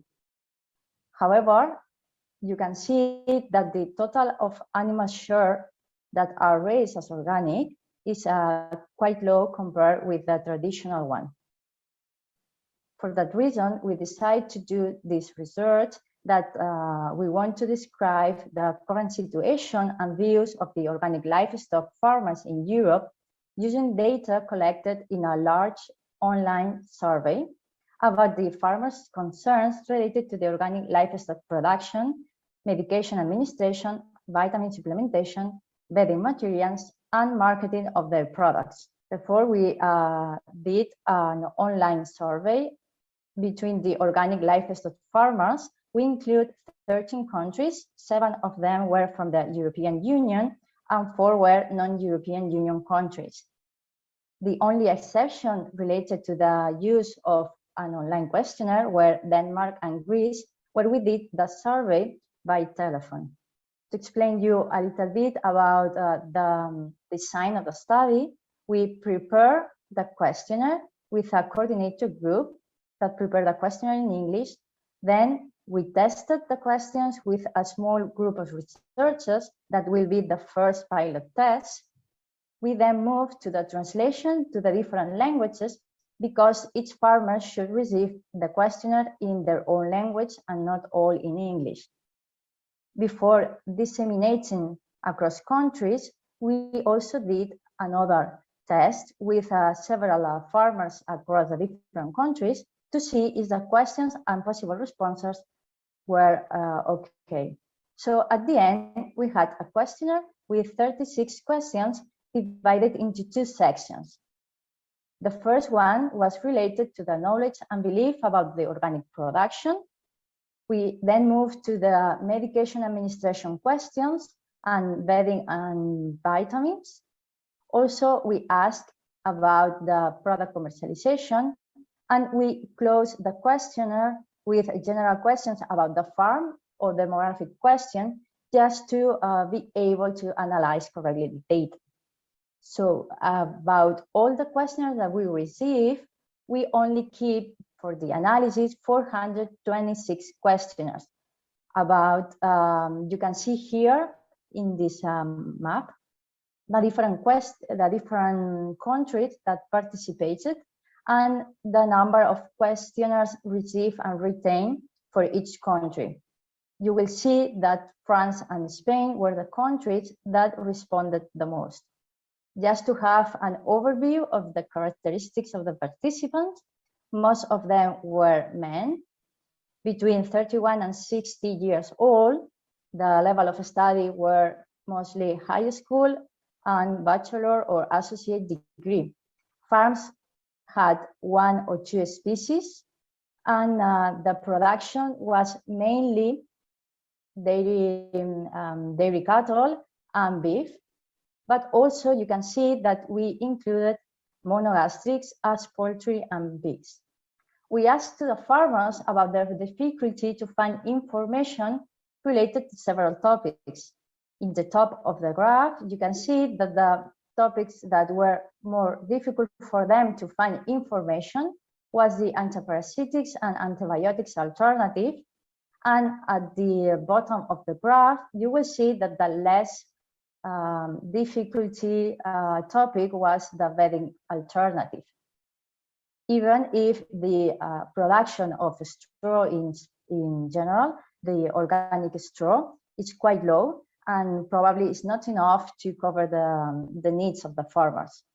We also asked about the most relevant issues in their farms, and here again you have listed the 10 areas that we asked.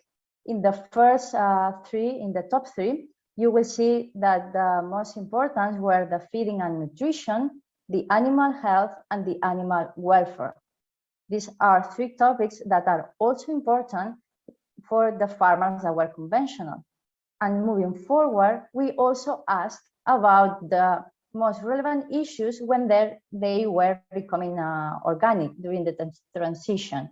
And in this case, you will see that the top 3 items were a little bit different from the previous one and are more related to the production costs and the access to the organic market, even if you can also see that the animal health was identified as an important issue for them.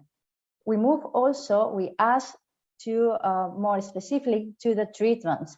In this case, the frequent health issues that they indicated were internal parasites, mastitis, or blandness. 64% indicate that they didn't treat their animals in the last year. And in case they treated them, most of them only treated once per animal. Even though the preference of the treatment, when we offer them the possibility to choose between conventional phytotherapy or probiotics, was the conventional treatment. If we look only to the alternative treatments, the farmers were more used to apply phytotherapy. We ask about the information where they find that information on how to use this alternative, and the farmers told us that they usually compare different sources to decide what to do. An important one is when they ask to the vets, but also to other farmers. You will see that in the 3rd position, you have internet, but you have to take in mind that in this case, we were doing an online survey, and it could be only because of that the internet was so relevant. So to summarize the results that we observed in this survey is that more difficulty to retrieve information on alternative treatments than on bedding was identified by the farmers, that the production cost is an important topic when they decide to become organic farmers, but animal health and welfare are the most important issues for them once they are already organic. Most of the farmers did not treat the animals in the last year, and this is important. And even of the rising popularity of the phytotherapy, the conventional treatment is still the predominant selection of treatment for the farmers. So the problem with antibiotics, as you may know, is the antibiotic resistance that is linked to the inadequate use of antibiotics, and in the case of animal production, because it can make some cross-resistance with the human antibiotics. And we also have to keep in mind of the spread of hospital infections that makes the antibiotic resistant microorganisms to become more frequent. So to avoid using antibiotics, the most important thing is to work in prevention, but this is not only for the organic production, also for the conventional. In the case of prevention, to avoid having illness for the animals, we need to avoid overcrowding. That means that they will have more well-being, more space, fewer animals.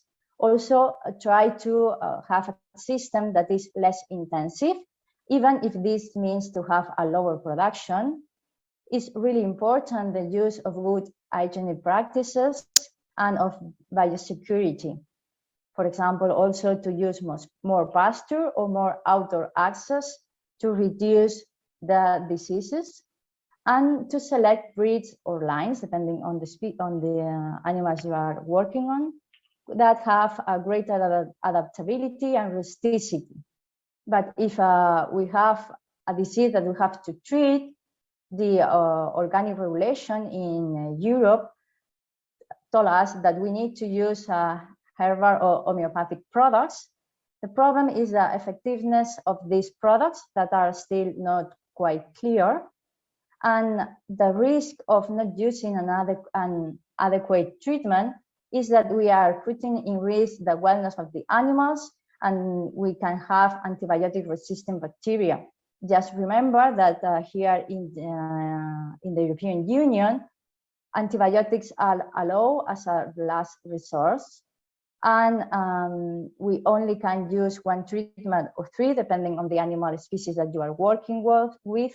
And we have to duplicate the withdrawal period.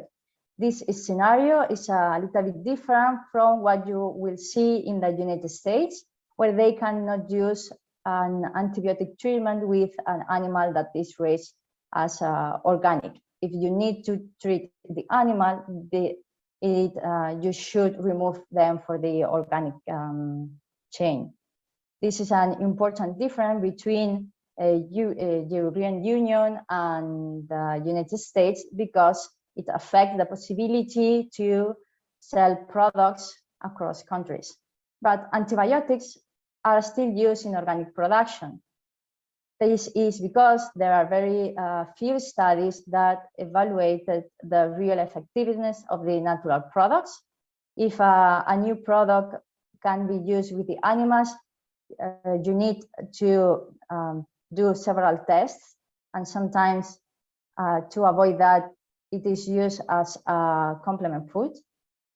Most studies are focused on plant compounds that are herbs, species, plant extracts or essential oils like thyme, oregano, and not to other alternatives that you can use also.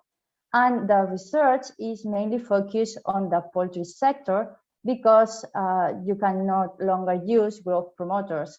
And several studies have focused on how to use these natural products as substitutes of the growth promoters.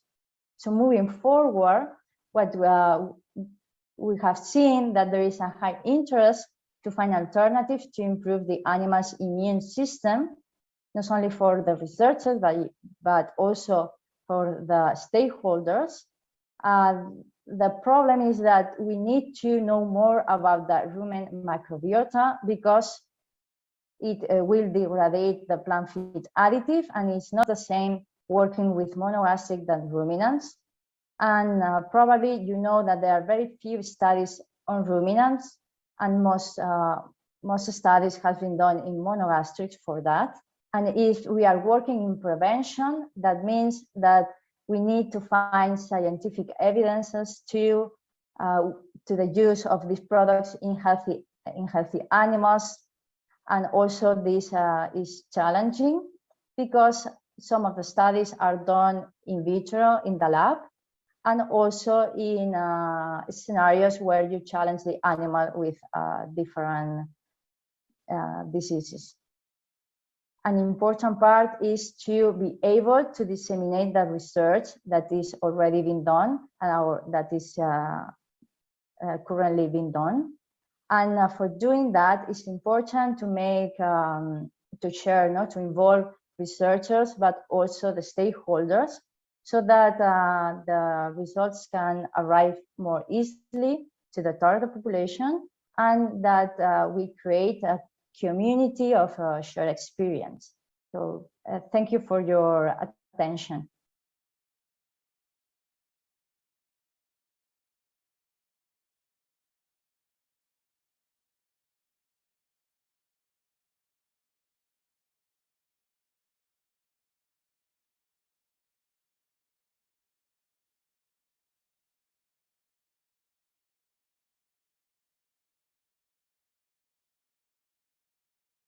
Yeah, welcome everybody. Let me quickly introduce myself. My name is Michael Walkenhorst. I'm working for the Research Institute of Organic Agriculture, FIBEL in Frick, for meanwhile more than 20 years. From my profession, I'm a veterinarian, and but I never worked as a practitioner, but the whole time as a researcher. And I'm involved in different projects.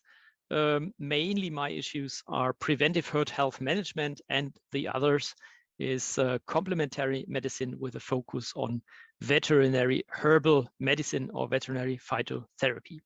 So welcome to my short speech about the question, will we be able to phase out antibiotics in organic animal husbandry in the future?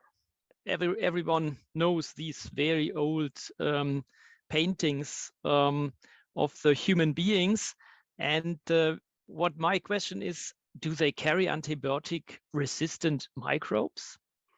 And surprisingly, we have to answer, well, maybe yes, or relatively sure yes.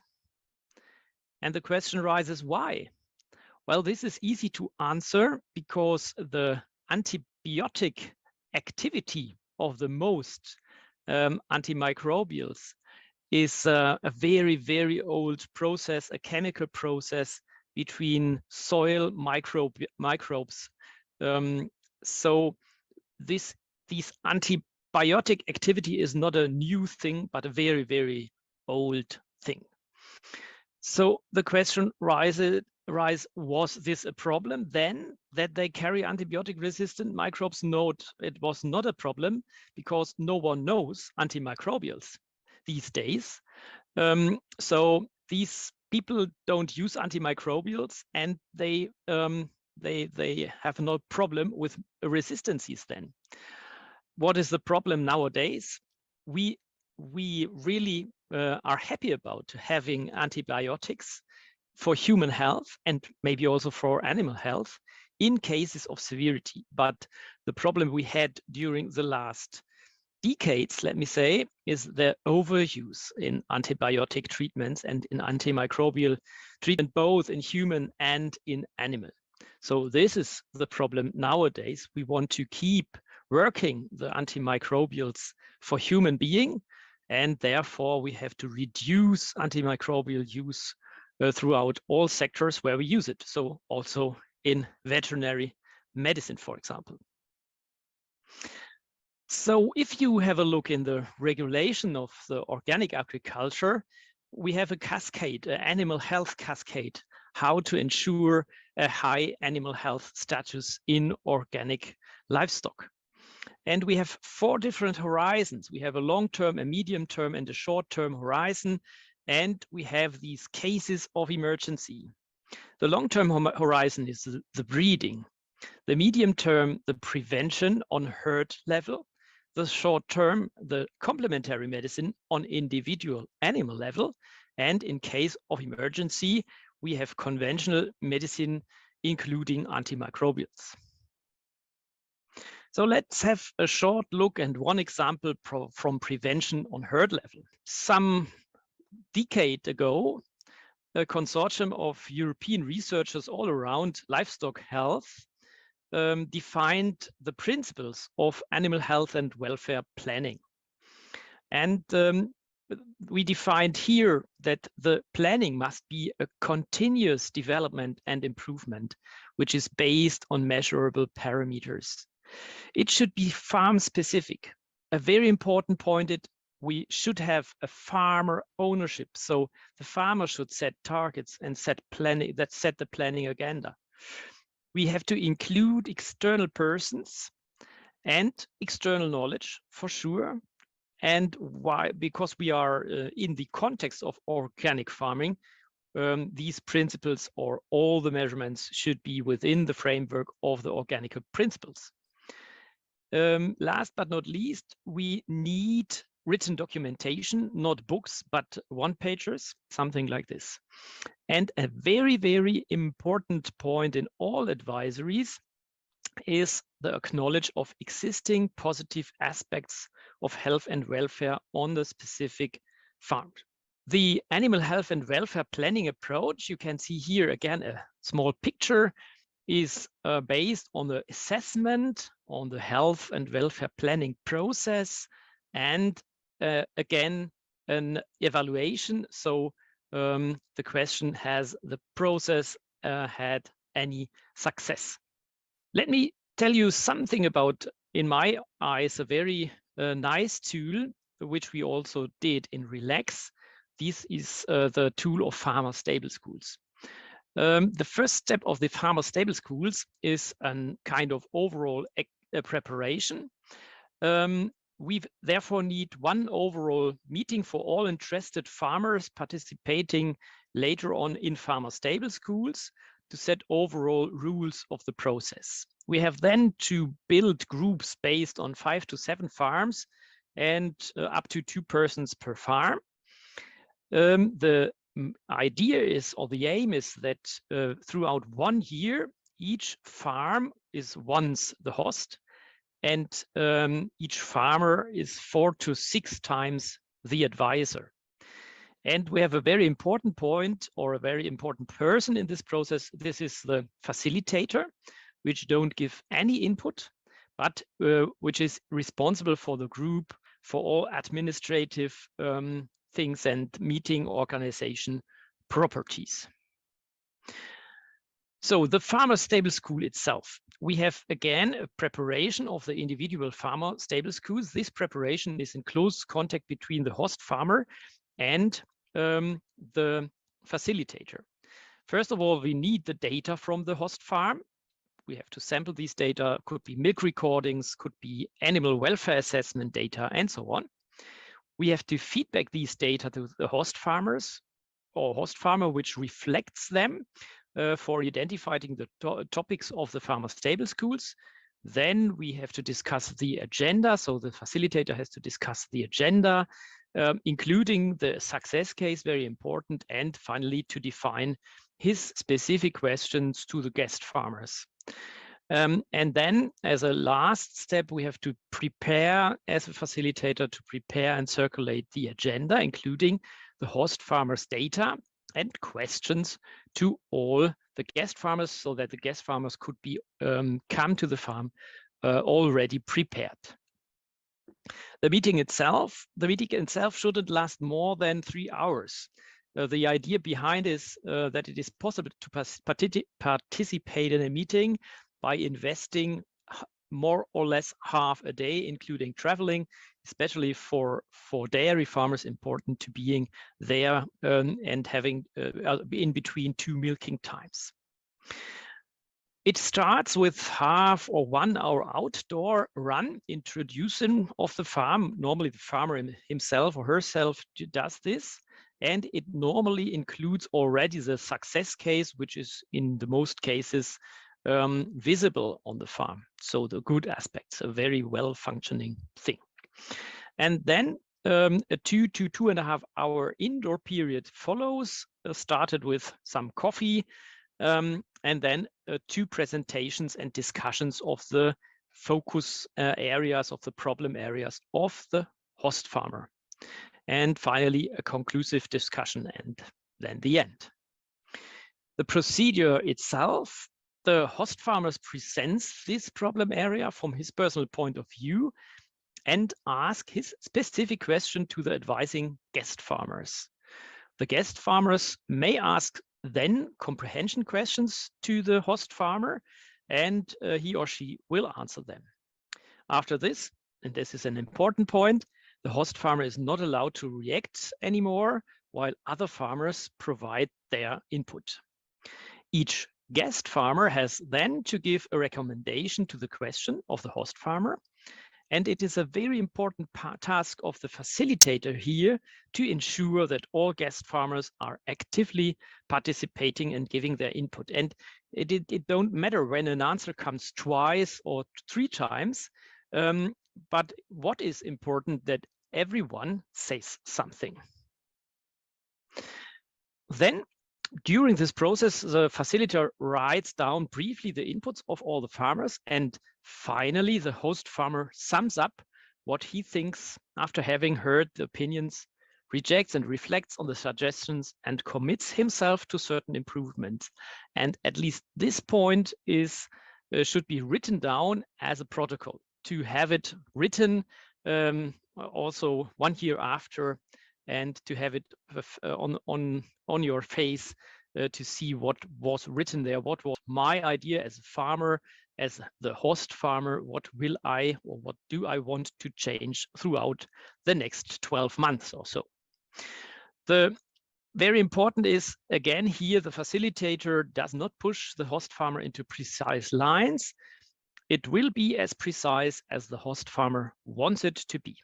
Okay, let's hand over to the other aspect. This is the more short-term aspect. It is complementary medicine on individual animal level. And therefore, I want to show you some ideas around my specific focus theme, the the use of medicinal plants to treat animals. And you can see here on different documents that they have a very long tradition, more than 2000 years. We have written documents that animals were treated with specific medicinal plants or combinations from medicinal plants. And this is until the mid of the last century, one of the most important things veterinarians are doing. Furthermore, recently we have the use, and this is also scientific, well documented, we have the use of medicinal plants by livestock farmers in Europe. The most scientific written knowledge is here in the Mediterranean countries. And these farmers use already, and I'm sure that we will find more when we go in other countries, more than 450 different medicinal plant species to treat their animals for the for very different reasons, mainly to treat skin diseases or gastrointestinal diseases.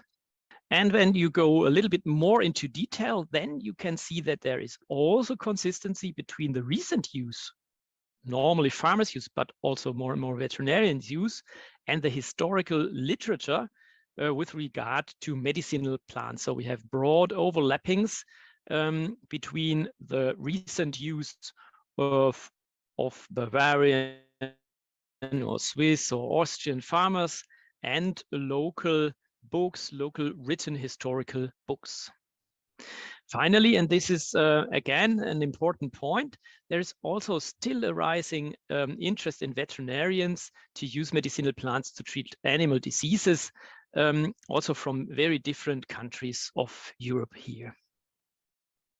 But, and this is, well, a little bit a pity nowadays, we still don't know whether there is a future for veterinary phytotherapy in Europe, because in the new EU regulation on veterinary medicinal products, there is nearly nothing written about it. The only thing is the preamble point that there is insufficient information to date on traditional herbal products used to treat animals in order to allow the setting up of a simplified system. And this is really a problem, because when we don't have a simplified system and we have to register phytotherapeutics for animals the same way as antimicrobials, then there will nearly no one which do such an investment into such a registration. And you can see here a little bit later in this regulation also we have time therefore until the end of January 2027, and this is in terms of regulations not that long. So come to the end and have a look at possible scenarios in case of inclusion complementary medicine to the usual therapeutic repertoire. The recent thing is, or the recent repertoire is, we have preventive measures, we have other medications like anti-inflammatory or vaccinations, for example, and antibiotics. You can see here that in case of healthy animals, we want to keep them healthy mainly with preventive measures and also other medications, as I told you already. And as soon as mild cases of treatments are needed in cases of bacterial infectious diseases, antimicrobials will come into the place, more for sure, more in conventional farms than in organic farms, but also in organic farms, because where there is no alternative, you have an animal, this is ill and you have to treat it, and then as there is no alternative, you treat it already with antibiotics. And in my mind, we should think it a little bit different. When we put here the veterinary herbal medicine and other complementary medicinal methods in between, then we really can reduce antibiotics in mild cases. You can start with them with complementary medicine and other medications, and only in more or less severe diseases, you need then, in some case, still antibiotics. So finally, will we be able to phase out antibiotics in organic animal husbandry in the future? Well, following consequently the organic rules, and therewith breeding, preventive herd health management, and complementary medicine as first-line treatment, these together bears a large potential to dramatically reduce the antibiotic use in organic agriculture. Unfortunately, it is still unclear if veterinary phytotherapy has a legal future in Europe.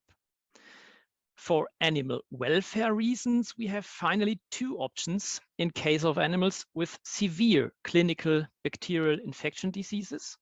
We can slaughter them, or we can still antibiotic treat them in case of some few cases of bacterial infectious diseases. So this is our decision, I think, for the last 5 or 10% of antibiotic treatments we need if we consequently follow the organic rules in the end. Thank you very much for your attention.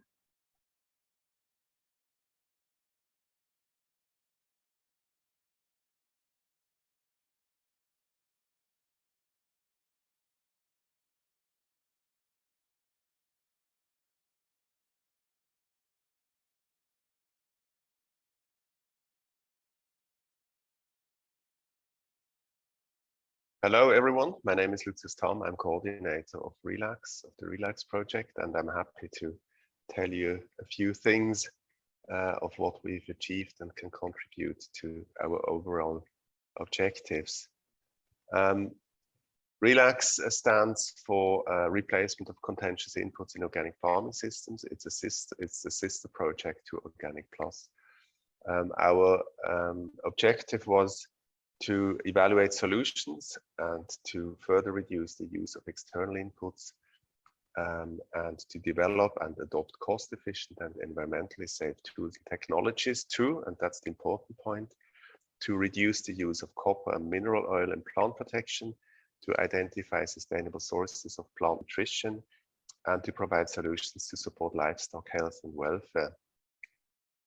And our concept from the beginning was, of course, to build on results of previous research projects and to take far advanced solutions forward. So that's the underlying concept. We have included 13 European countries of academia, research institutions, but more importantly, also many farmers associations to do on-farm research. So we have quite a large-scale consortium involving many stakeholders from different groups.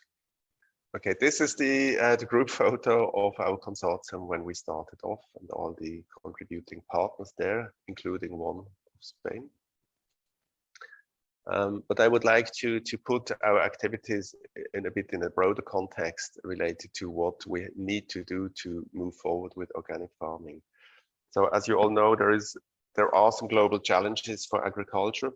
So like soil degradation and climate change, water use and pollution, but also loss of biodiversity. But nowadays also in the political situation, the yield security issue has become very important again. So we have to comply and contribute to these overall objectives to provide yields, but also to reduce the environmental impact. And as you all know, organic farming contributes or performs quite well if it comes to productivity in subsistence and smallholder farms. It creates added value in food chains. It has all sorts of benefits to the environment. But there is the famous yield gap. And this is one of the problems we are facing and which we have to address. And I'll come to that in a second.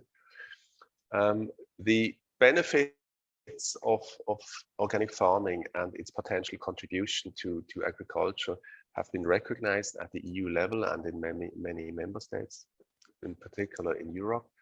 And therefore, the Farm to Fork strategy foresees very ambitious goals to upscale organic farming to 25% until 2030.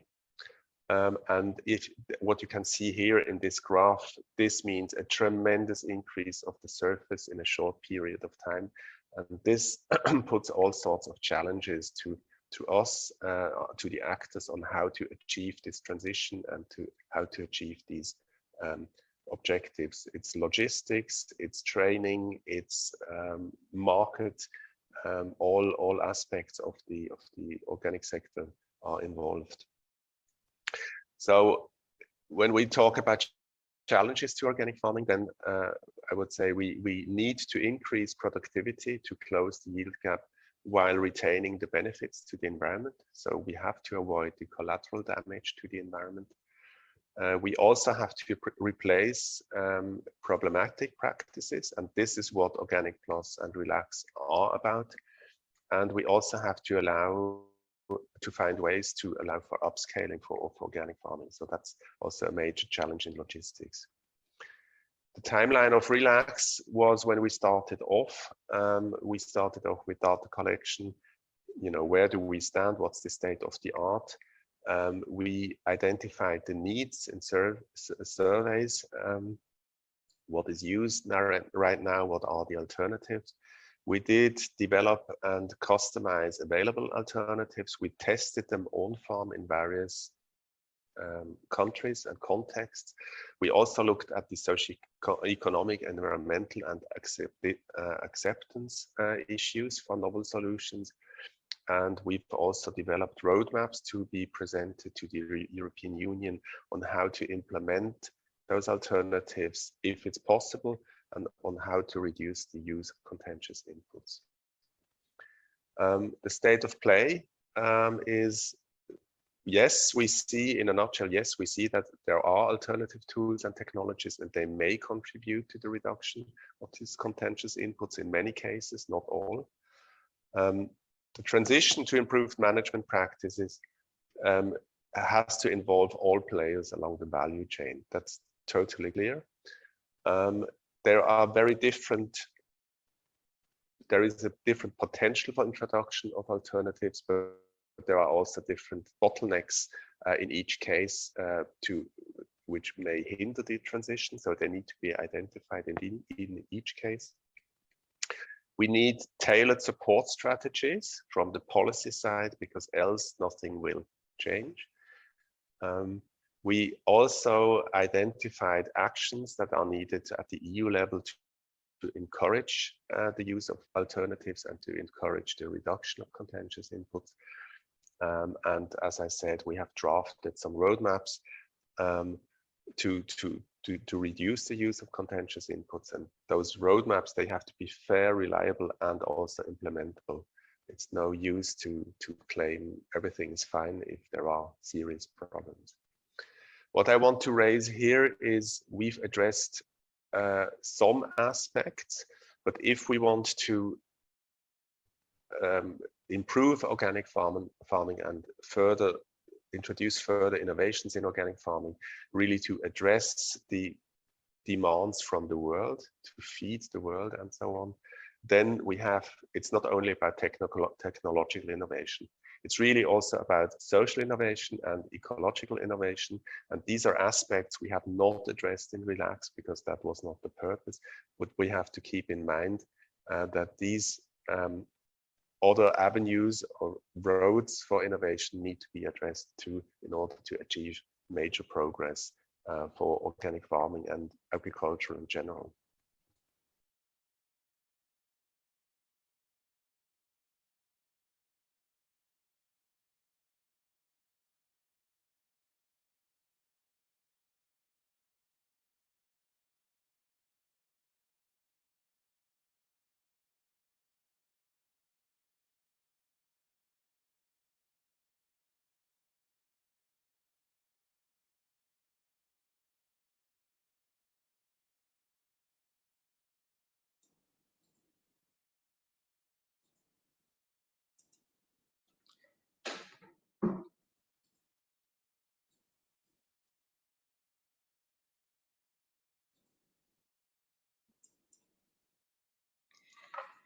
Bé, doncs després del seguit de vídeos que han parlat en relació a la substitució d'antibiòtics, comencem el xat.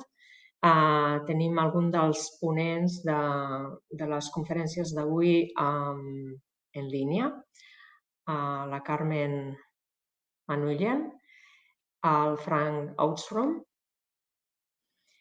i amb nosaltres també estarà la Marta Bochar com a acompanyant per fer les traduccions.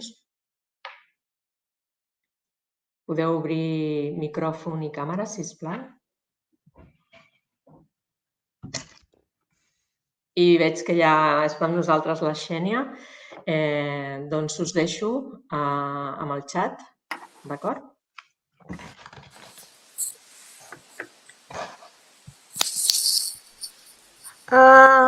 Okay, now it's your turn to ask. You can type the questions in the chat that will appear on the bottom side of the screen. Please indicate to whom the questions are addressed in order to facilitate the answer. Si feu preguntes als ponents, sisplau, especifiqueu a la persona a qui voleu fer la pregunta per preguntar-li directament a ell o a ella, i així, val? Tenim la Carmen, el Fra i el Frank, i de moment, això.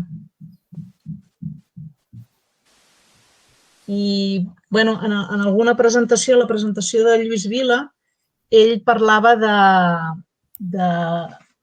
la bonança d'usar o no usar antibiòtics, no? I quin hauria de ser una mica el nivell, no? I ell plantejava aquest dubte durant aquesta discussió, no? En si hauríem d'eliminar-los completament o no. In one of the presentations, the one that made Lluís Vila at the beginning, he was threw into the air, no, the question if the use of antibiotics should be completely forbidden or should be like now, that is used just punctually, or, well, I don't know if you, Frank and Carmen, have an opinion about this specific. Yeah, I don't know if you can hear me. Yeah, we hear you perfectly, Frank. Thank you. Yeah. No, but yeah, because we cannot see the questions, but of course they are in Spanish, so we can't read them anyway. So, yeah, your question, if we should forbid them totally, my answer would be no, because there are certain situations where we cannot treat the animals in other ways, even though we try to prevent and use different alternatives and medicine and nature medicine and management treatments. And sometimes they really are sick, and just like people, we need antibiotics sometimes to get infections mended. So I think we need them, and what was said by the feeble person that we can slaughter them, but we cannot get anything for them. If they are very sick, you're not allowed to slaughter an animal and sell it as a product. So it's then we would just kill them, and I think then the alternative is better to try and treat them.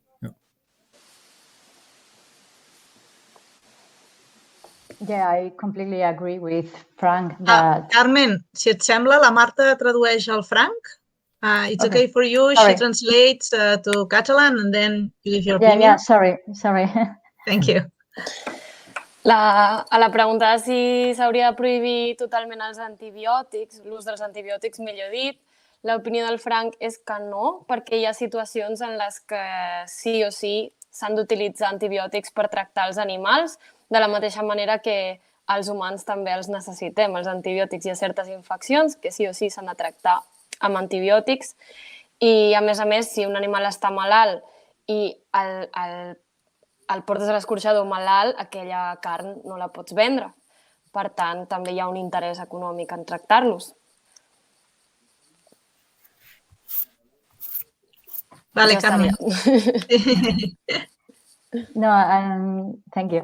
I completely agree with Frank that yeah, if the animal should be treated, we need to treat that animal, and we have to look for the best way to do it, and sometimes it's through antibiotics.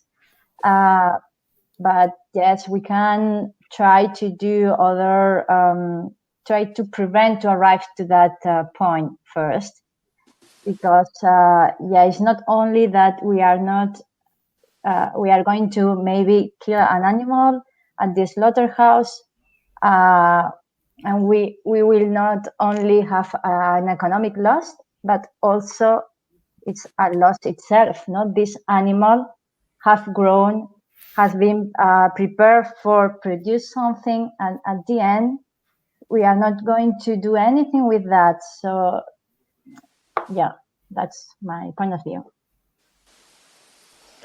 Comenta la Carmen que està totalment d'acord, que s'ha de trobar la millor manera de tractar l'animal, que si en aquest cas és l'antibiòtic, doncs s'ha d'utilitzar, però que també s'ha de mirar maneres de preveure o d'arribar a aquest punt, no? Quines són les maneres de no haver d'arribar a aquest extrem, que la pèrdua no només és econòmica, és un temps invertit, és tot un temps criant i alimentant un animal per després acabar, doncs, com per dir-ho d'alguna manera, desperdiciant aquest temps, aquests diners i aquesta vida. Vale, bueno, teníem el Federico. Hi, Federico, amb nosaltres. You will need to switch on your microphone. Yeah, we can see you, but no, we cannot hear you. I hi ha una pregunta que és pel Frank, que demana si el sistema que han dissenyat per obtenir una imatge de la granja i fer l'assessorament estarà disponible o està, no? Frank, this question is for you. They ask if the system you have designed to get an image of the farm, if it's free to access or, well, or it will be, or even if it's not free, if they can have access to it? It's not free, but you can get a free trial. So it's a system that's used by the advisory services in Germany and in Denmark and in Switzerland. And then the advisors, they come to the farm and they do the assessment. But as a trial, you can try it yourself, but it's quite complicated. There's quite a lot of questions you have to answer. Something like 1,500 and sometimes very specific questions, but no. And I can send you a link to the home site of the software if somebody would be interested in trying it. Yeah. Ok. Comenta el Frank que sí que està disponible, que no és gratuït, però sí que hi ha un període de prova. El que passa és que com hi ha una avaluació per part d'uns assessors implicada i un qüestionari amb moltíssimes preguntes, això ho fa complicat. Però tot i així us pot facilitar l'enllaç a la pàgina web on es pot descarregar el software, per si li voleu fer una ullada. Ok. Frank, I think you can write the link here, but I don't know if people can see the... Okay, so what we can do is you send me the link or you write it here in the chat, whatever it's better for you, it's easier. And I will send it to the ones that you write to me with instructions of the session yesterday. You can write back to me. Okay? Ara li he demanat al Frank que m'enviï l'enllaç del web a mi personalment i tots els que estigueu interessats en fer un mail, que podeu fer un responder a les instruccions, a l'enllaç de la sessió d'avui, per exemple, que va directe cap a mi, i jo us el reenvio, d'acord? Perquè és que si ara l'escriu ell al xat jo crec que vosaltres no el veieu. Tenim a Lluís Vila també aquí. Hi, Lluís. Hi, how are you? I'm sorry for being late. No, it's okay. We have been we did go faster. Hem anat més ràpid al passar els vídeos, havíem mig calculat malament i anem 10 minuts avançats. El Lluís demanava perdó per la connexió tardana.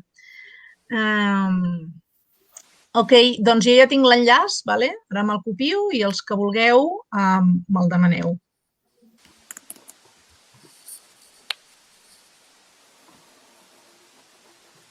Vale. Doncs, no sé, abans estàvem parlant, Lluís, una mica, com que no hi havia masses preguntes, hem tret una mica el tema que tu havies tret durant la teva presentació de si, bueno, que després tu donaves una mica la teva opinió, no? Però de si creiem que era interessant que els antibiòtics es prohibissin absolutament, totalment, o es deixessin com ara, no? En casos específics. Tradueixo la pregunta a l'anglès perquè el Federico tampoc estava connectat quan hem parlat d'això. Federico, we did talk before.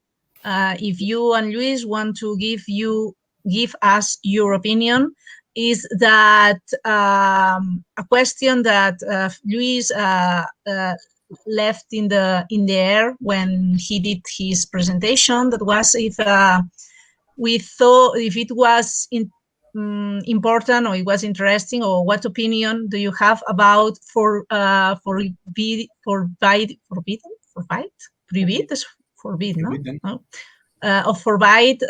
antibiotics totally in organic production, or just let it like now that you can use them in some occasions, and it's like a discussion in the field. Yes, no, I understand, but my personal idea is that our priority should be always the welfare of the animals, right? So because I mean the principle of organic livestock, among the principles of organic livestock, there is the One Health, the care of the animals, basically the One Health, so basically the respect of the animals. So I think that whatever it takes, we need to try to take care of the animals, and if some antibiotics are needed, we can use it. We can use them. We are making distinction between natural substances with antibiotic properties and synthetic substances with antibiotic properties. But I think is basically something related to our culture, to our to our capacity to industrialize the processes of synthesizing molecules. But at the end, also, I think that also the natural substances with antibiotic properties can give resistance in microorganisms, so they can become exactly like the synthetic ones at one point. I was talking about this. Do you need to translate? Someone need to translate? Yes, I can. Then I will go ahead, okay? Okay. Okay. Comenta que un dels principis ecològics amb tot aquest tema és el benestar animal. Si el benestar animal implica haver d'utilitzar antibiòtics en algun cas, endavant. És a dir, aquesta és la seva opinió. I també parla de la diferència una mica entre substàncies naturals que tenen propietats antibiòtiques i les substàncies sintètiques, que va una mica relacionat amb la capacitat que es té per poder fabricar-les. I bueno, ara començava a entrar una mica en el tema de les substàncies naturals, que és quan m'ha deixat també aquest espai per traduir, així que el deixo seguir i seguim parlant d'aquestes substàncies naturals. That's it, Federico, you can go ahead. Yes, Thank you. Thank you. Yes, and maybe we could make some distinction among synthetic substances that can be somehow metabolized or neutralized by by natural microorganisms or natural processes, natural reactions. So basically substances that doesn't leave residues.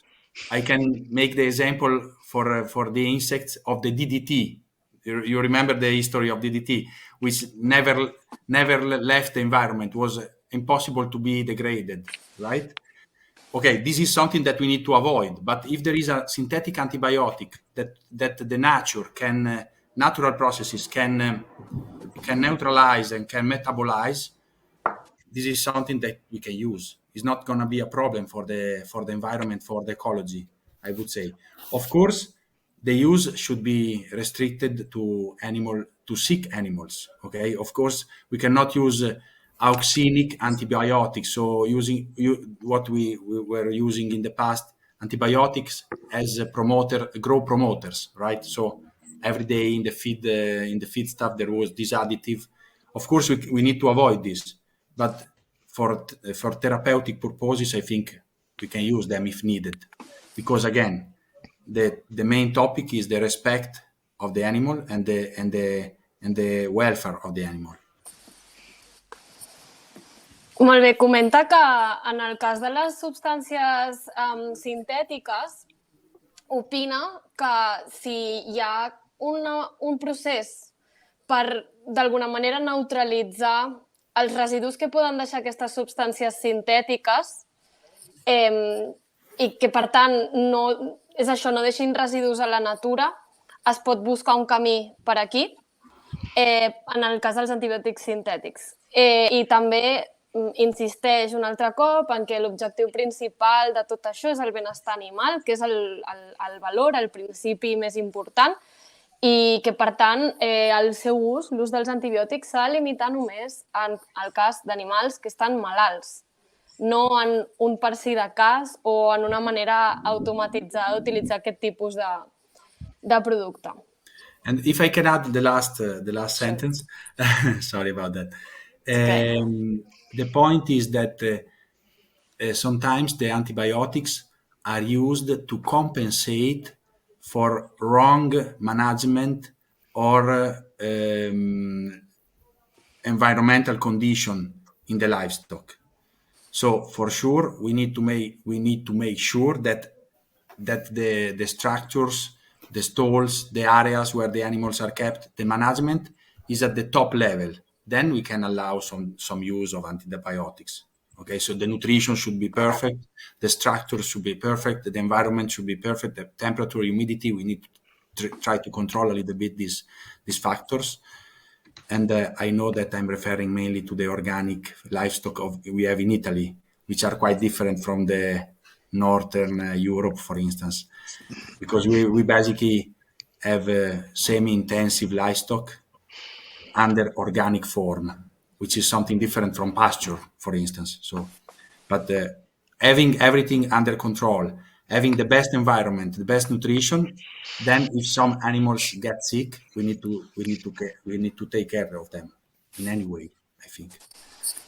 Bé, primer comenta que en relació amb altres llocs del nord d'Europa, a Itàlia la ramaderia ecològica és semi-intensiva, no és en pastura, i tenint en compte aquest fet, sí que li agradaria recalcar que el tema que l'antibiòtic s'acabi utilitzant és després d'haver-nos assegurat que l'animal viu en unes bones condicions.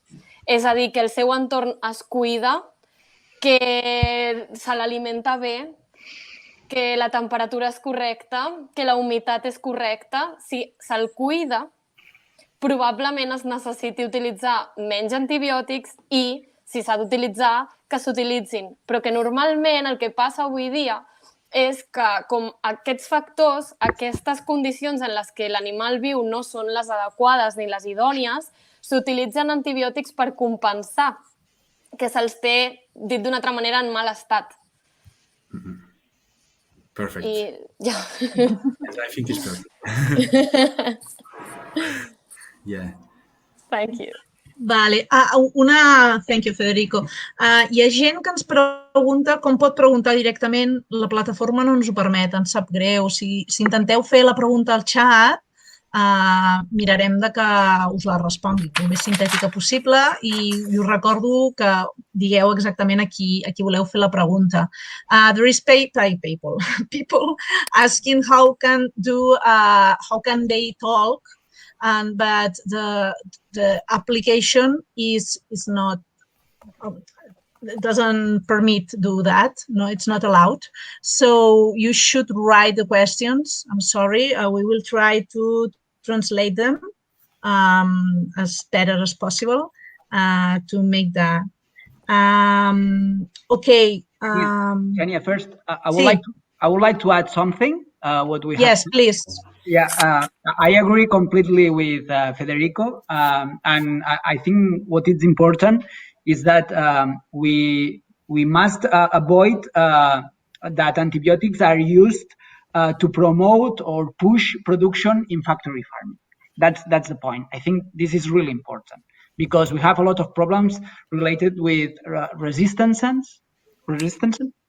and other things that are coming for a big amounts of antibiotic used in factory farming, not for the problem in organic livestock production.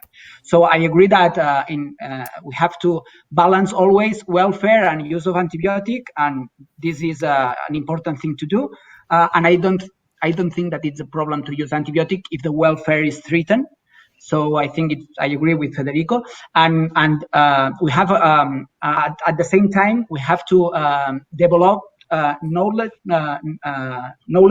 around health management. That's important. How we design buildings, pens, and stables to avoid problems. Also, it's really important this because we have a lot of problems related with that. The animals are in stables that are not correct, probably, so they cannot develop their natural behaviors. Another thing is the knowledge around the microbiota that we have in the stables, so we can use microorganisms to fight against diseases or to have a stabilized microbiota, and health diets. Health diets, I mean nutrition. It's also a tool to avoid problems. But for me, it's not necessary to forbid or antibiotics in. I think it's not a good idea to forbid antibiotics in organic farming. Can I add something? Something small. Something short. Federico, can Marta translate? Yeah, and sure. then you add it? Right. I forgot. Lovely, thank you. It's okay. I think I can do one page. I'm sorry. It's okay. Comenta el Lluís que, bueno, primer que està d'acord, evidentment, amb el que comenta el Federico, sobretot en el cas de els antibiòtics que s'utilitzen per impulsar encara més la producció en l'agricultura intensiva, en la ramaderia intensiva, perdó. I sobretot també d'alguna manera impulsar el coneixement, no?, que es té de moment sobre quines són les infraestructures adequades perquè els animals puguin tenir una vida còmoda, que se li creïn les condicions correctes als animals perquè estiguin bé. En realitat és això. Que també comenta el tema de les dietes, no, Lluís? Quina alimentació se li ha de donar a l'animal per tal que la seva microbiota sigui estable i tot això condicioni que s'hagin d'utilitzar menys antibiòtics i que sí, que no està d'acord en prohibir-los, però que si totes aquestes condicions es compleixen, la gent sap quin tipus d'estable va bé pels animals, quines són les condicions en les que l'animal ha de viure, probablement la necessitat d'utilitzar antibiòtics es redueixi moltíssim. Sí, no, només afegir que el tema dels estables, el disseny dels estables perquè els animals puguin desenvolupar el comportament natural pot ajudar a evitar molta problemàtica, sobretot en aquestes granges, diríem, ecològiques, però que estan en sistemes estabulats. És molt important el disseny dels estables.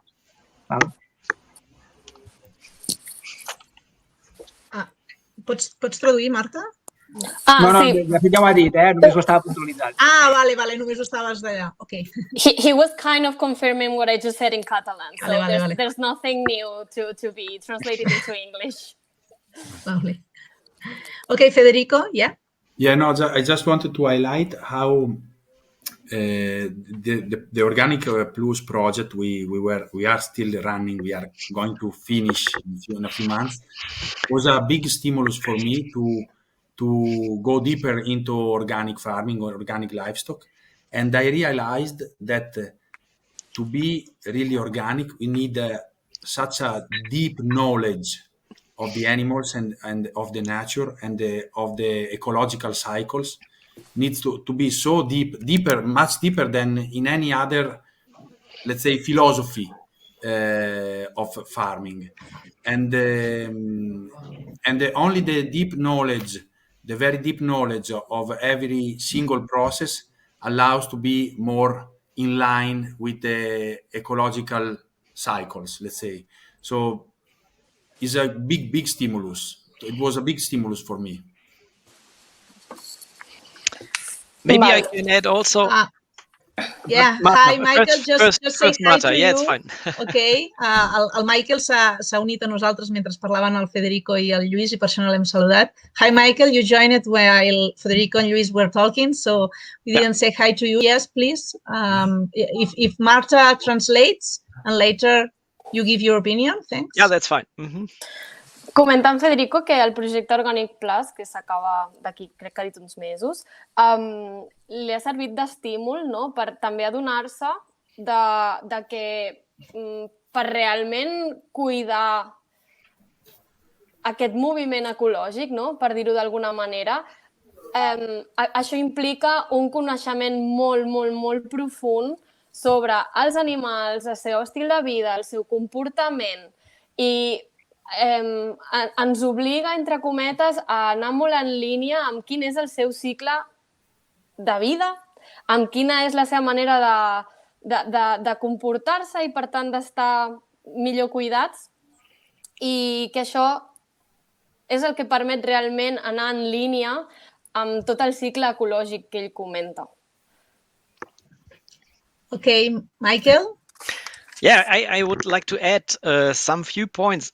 One of them is, well, when you have an overall look, then it is still the case, not only in conventional, but all over in livestock production, that, in my opinion, most of the antibiotics are used for two reasons at the same time. The first is the malmanagement, so big management problems and welfare problems. And we always have to decide for the single individual animal, we have to use antibiotics because it got sick due to management problems. So I think we have really to think in a broader way, and I completely agree with both of you that we have to improve the management, being feeding and breeding, maybe, so as a baseline, and housing environment, and also the human animal interaction, let's say, in a very broad thinking. So that's highly important.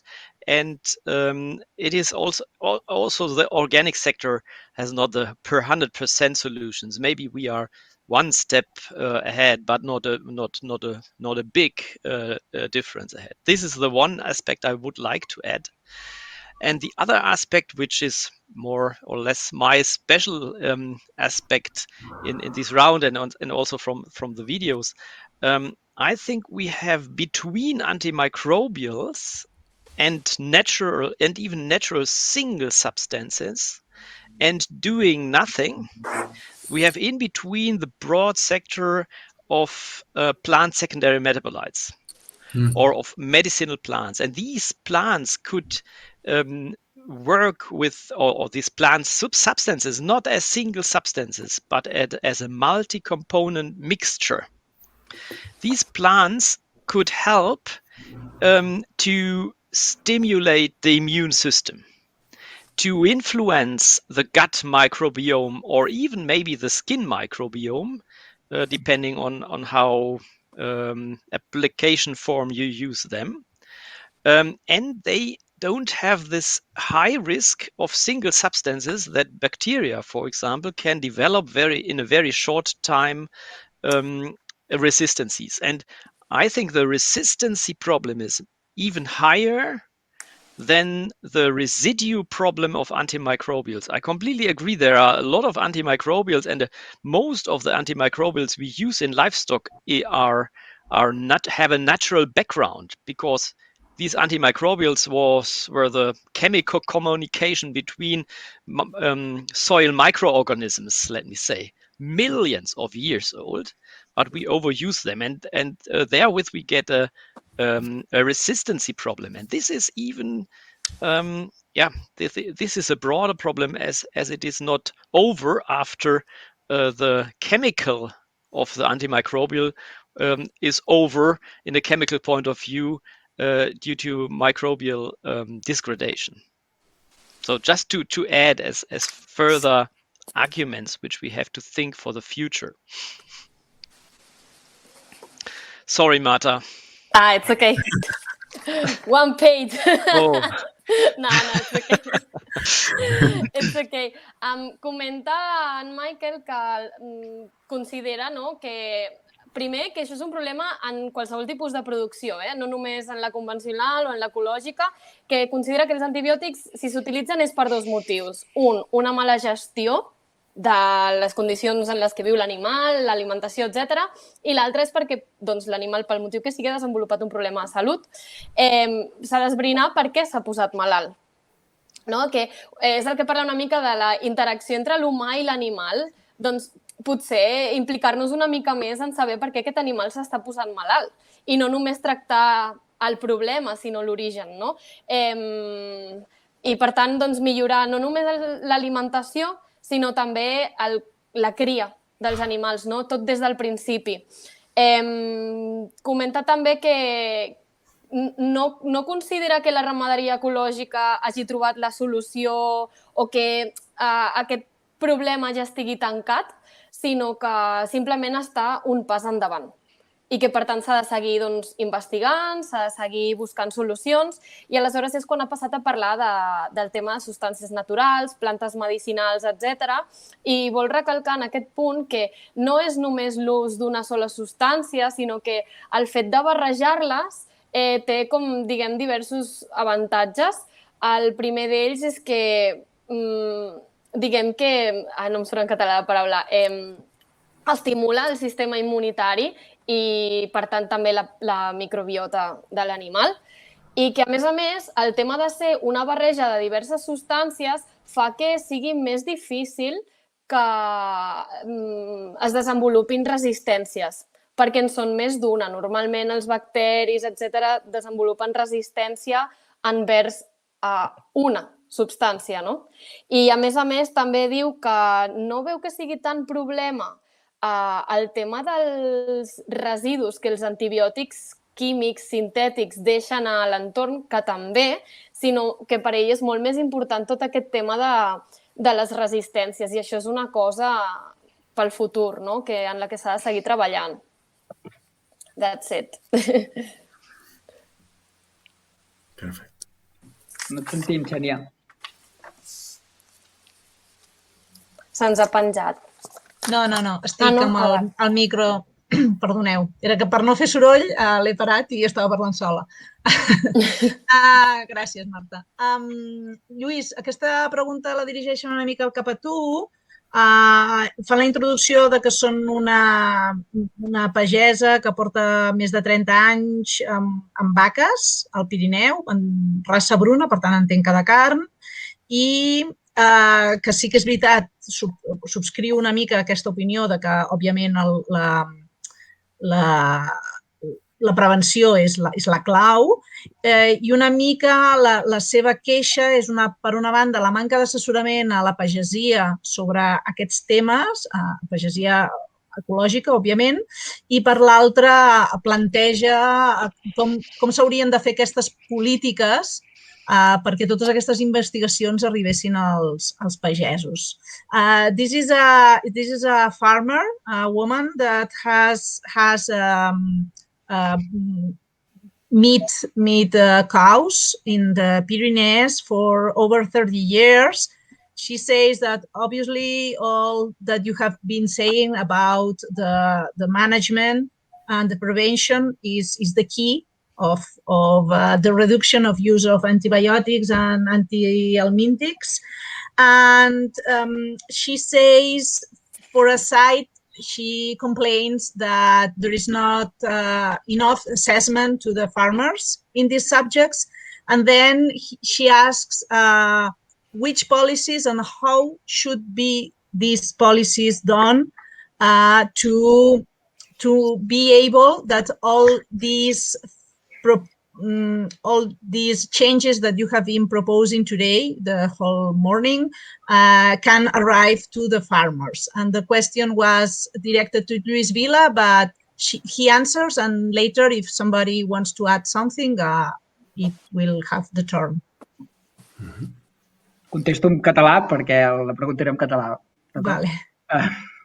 Llavors, a veure, pel que fa a l'assessorament que s'hauria de fer, bueno, jo tinc la meva opinió en concret.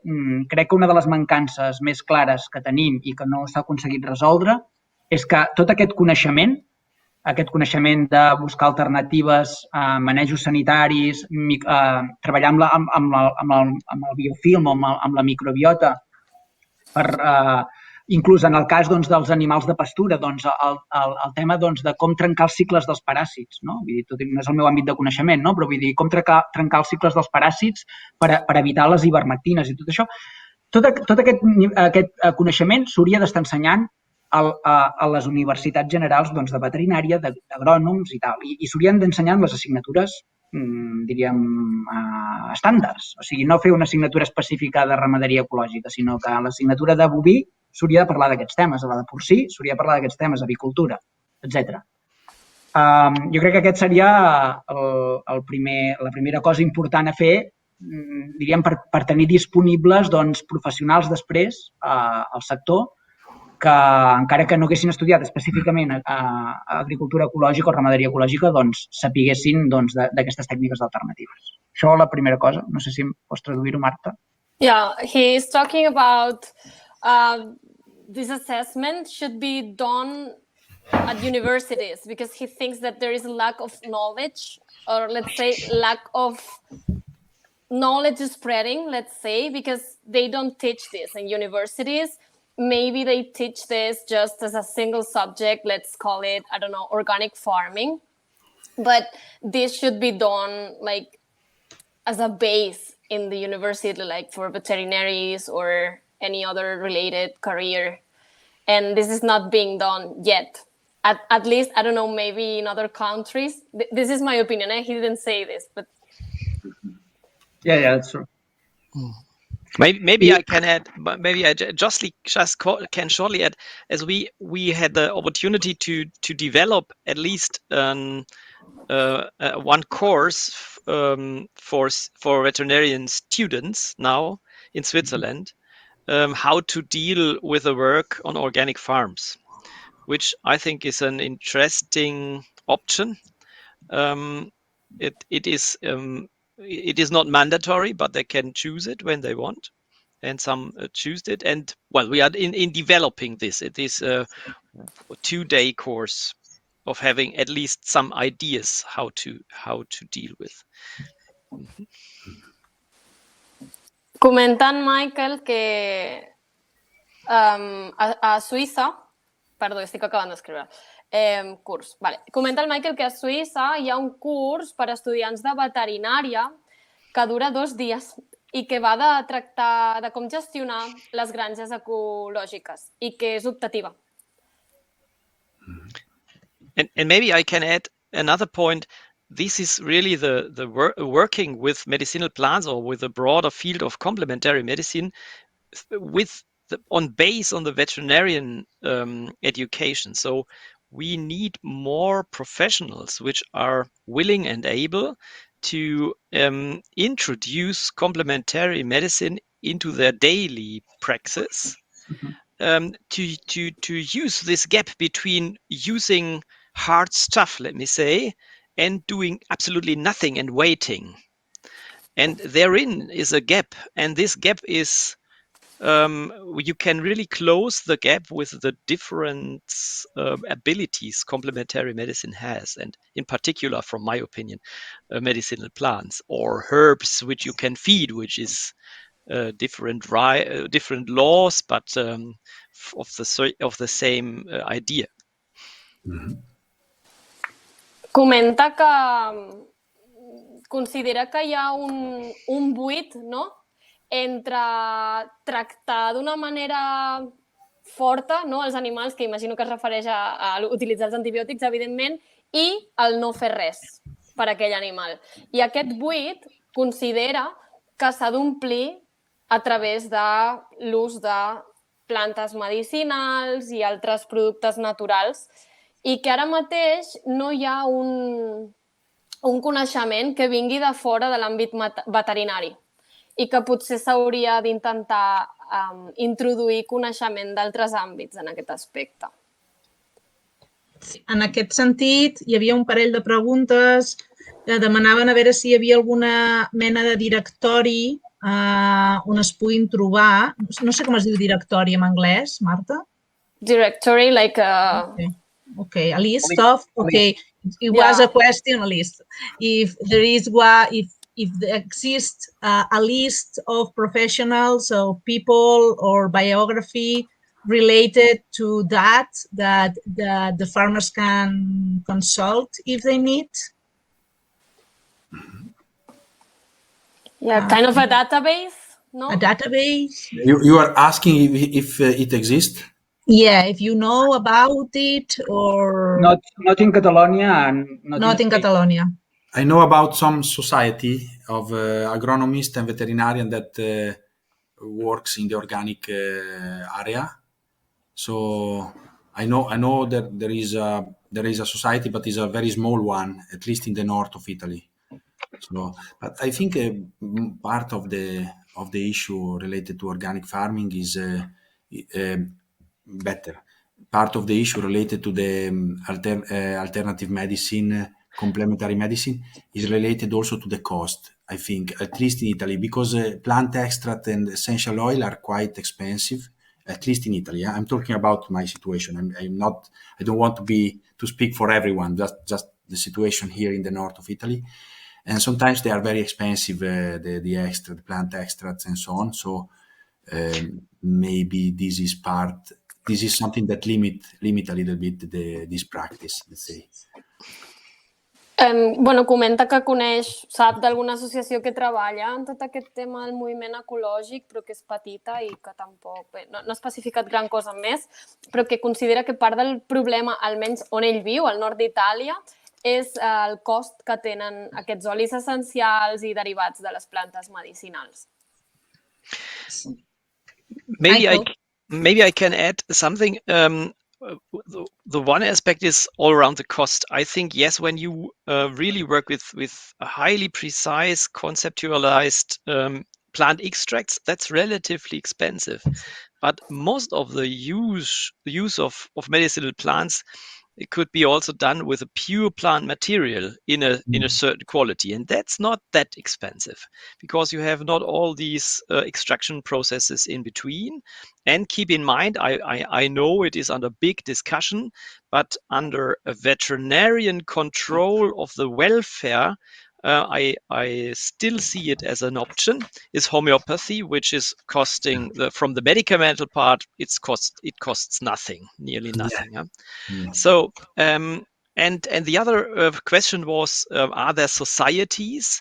Well, I know very good societies all around medicinal plants, and I know that, for example, in Spain, there is, as far as I know, as a part of the human medicinal phytotherapy society, a section, new build it, from a colleague of me, for veterinarians, and there is a lot of interest. I think more than 300 veterinarians visited at least some basic courses meanwhile in Spain.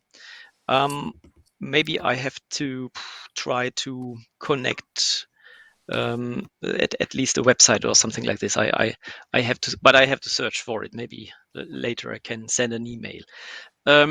Yeah, you can send it to me, Michael. Yeah, okay. And everybody that is interested, as with the link that Frank talked before, I can send it. Yeah, that's fine. So and I know there is a society in Germany, in Austria, in Switzerland, and I know there are also interestingly, in Italy, you even can have a master education in veterinary phytotherapy. Interestingly, there is in Italy. In Italy, yeah. I didn't know about this. Yeah. Well, okay. I need to take more information. But it is maybe it is the social environment of the phytotherapists. It is always, yeah. For this, it's good to discuss with you all, to exchange the experiences. Yes. Indeed.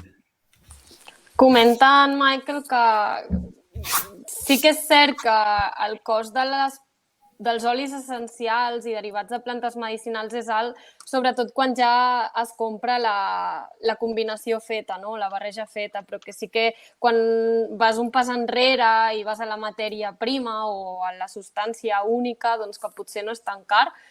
També parla d'associacions que treballen en plantes medicinals, que de fet en coneix una a Espanya, que ara mateix no se'n recorda el nom i que deixarà l'enllaç, amb la que s'ha treballat, crec que com amb uns 300 veterinaris o així, amb tot el tema de fitoteràpia, homeopatia, etc.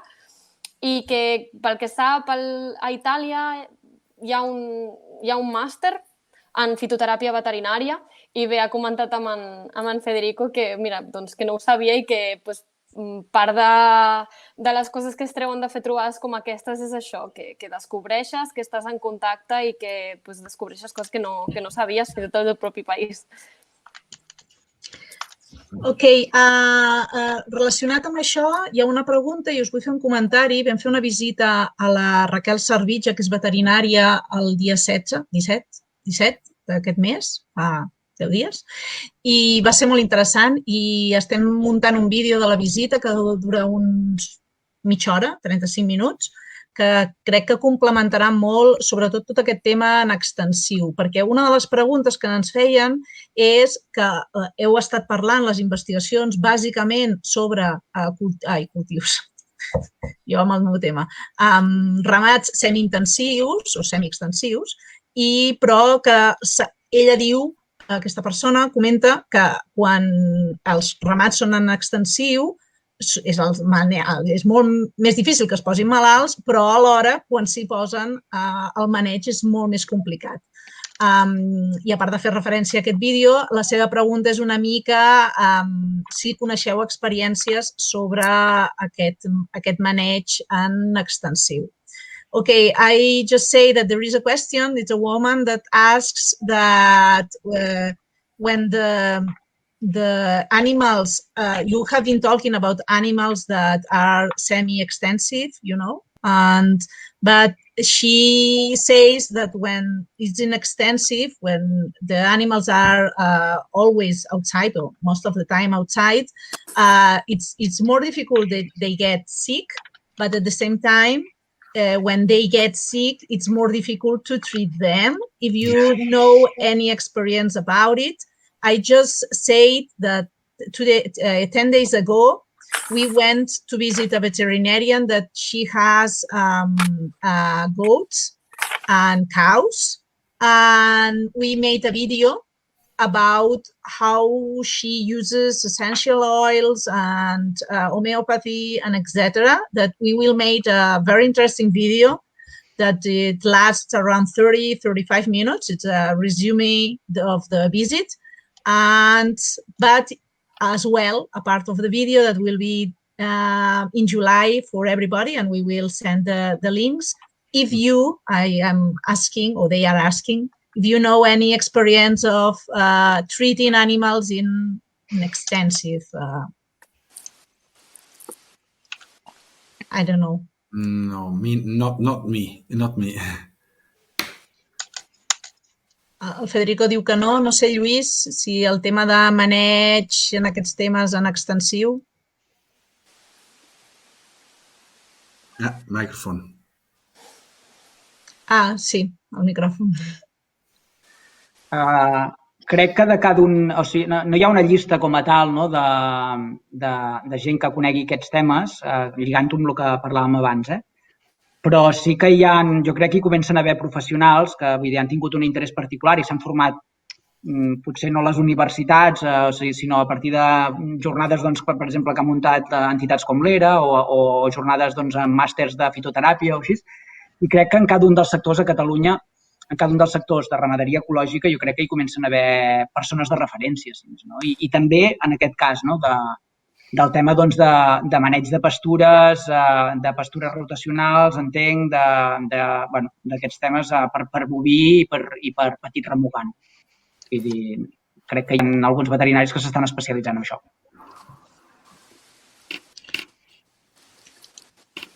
Okay, going back to the previous topic, he talks about that there is no list of people about these subjects, but he sees that more professionals are becoming more and more interested in these subjects, and even if they are not receiving a training in their universities, they are going to, let's call it, congresses or gatherings where they get this knowledge, and they are becoming more present in every sector, in every area, and they are like becoming people of interest on this, and this knowledge, they are kind of spreading it. Yes, Michael. And maybe I can add that there are, at least in Germany, Switzerland, and Austria, further educations for veterinarians in, for example, in phytotherapy, but also in homeopathy, and they can get further education titles and then could show, yes, I did a relatively intensive further education, which is over 2 to 3 years. Where they have a lot of days and weekends to be further educated in these fields. A països com a Suïssa sí que coneix que hi ha formacions en fitoteràpia i homeopatia veterinàries i que duren uns 2-3 anys. Vale. Bueno, l'hora ha arribat. Són 2:15 ja, que hauríem d'anar tancant.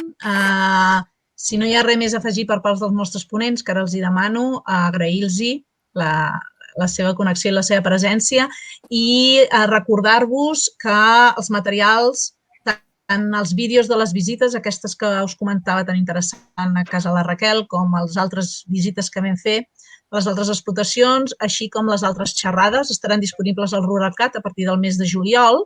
I us recordo que dijous tenim l'última sessió, que és la d'antiparasitaris, per si algú es vol connectar.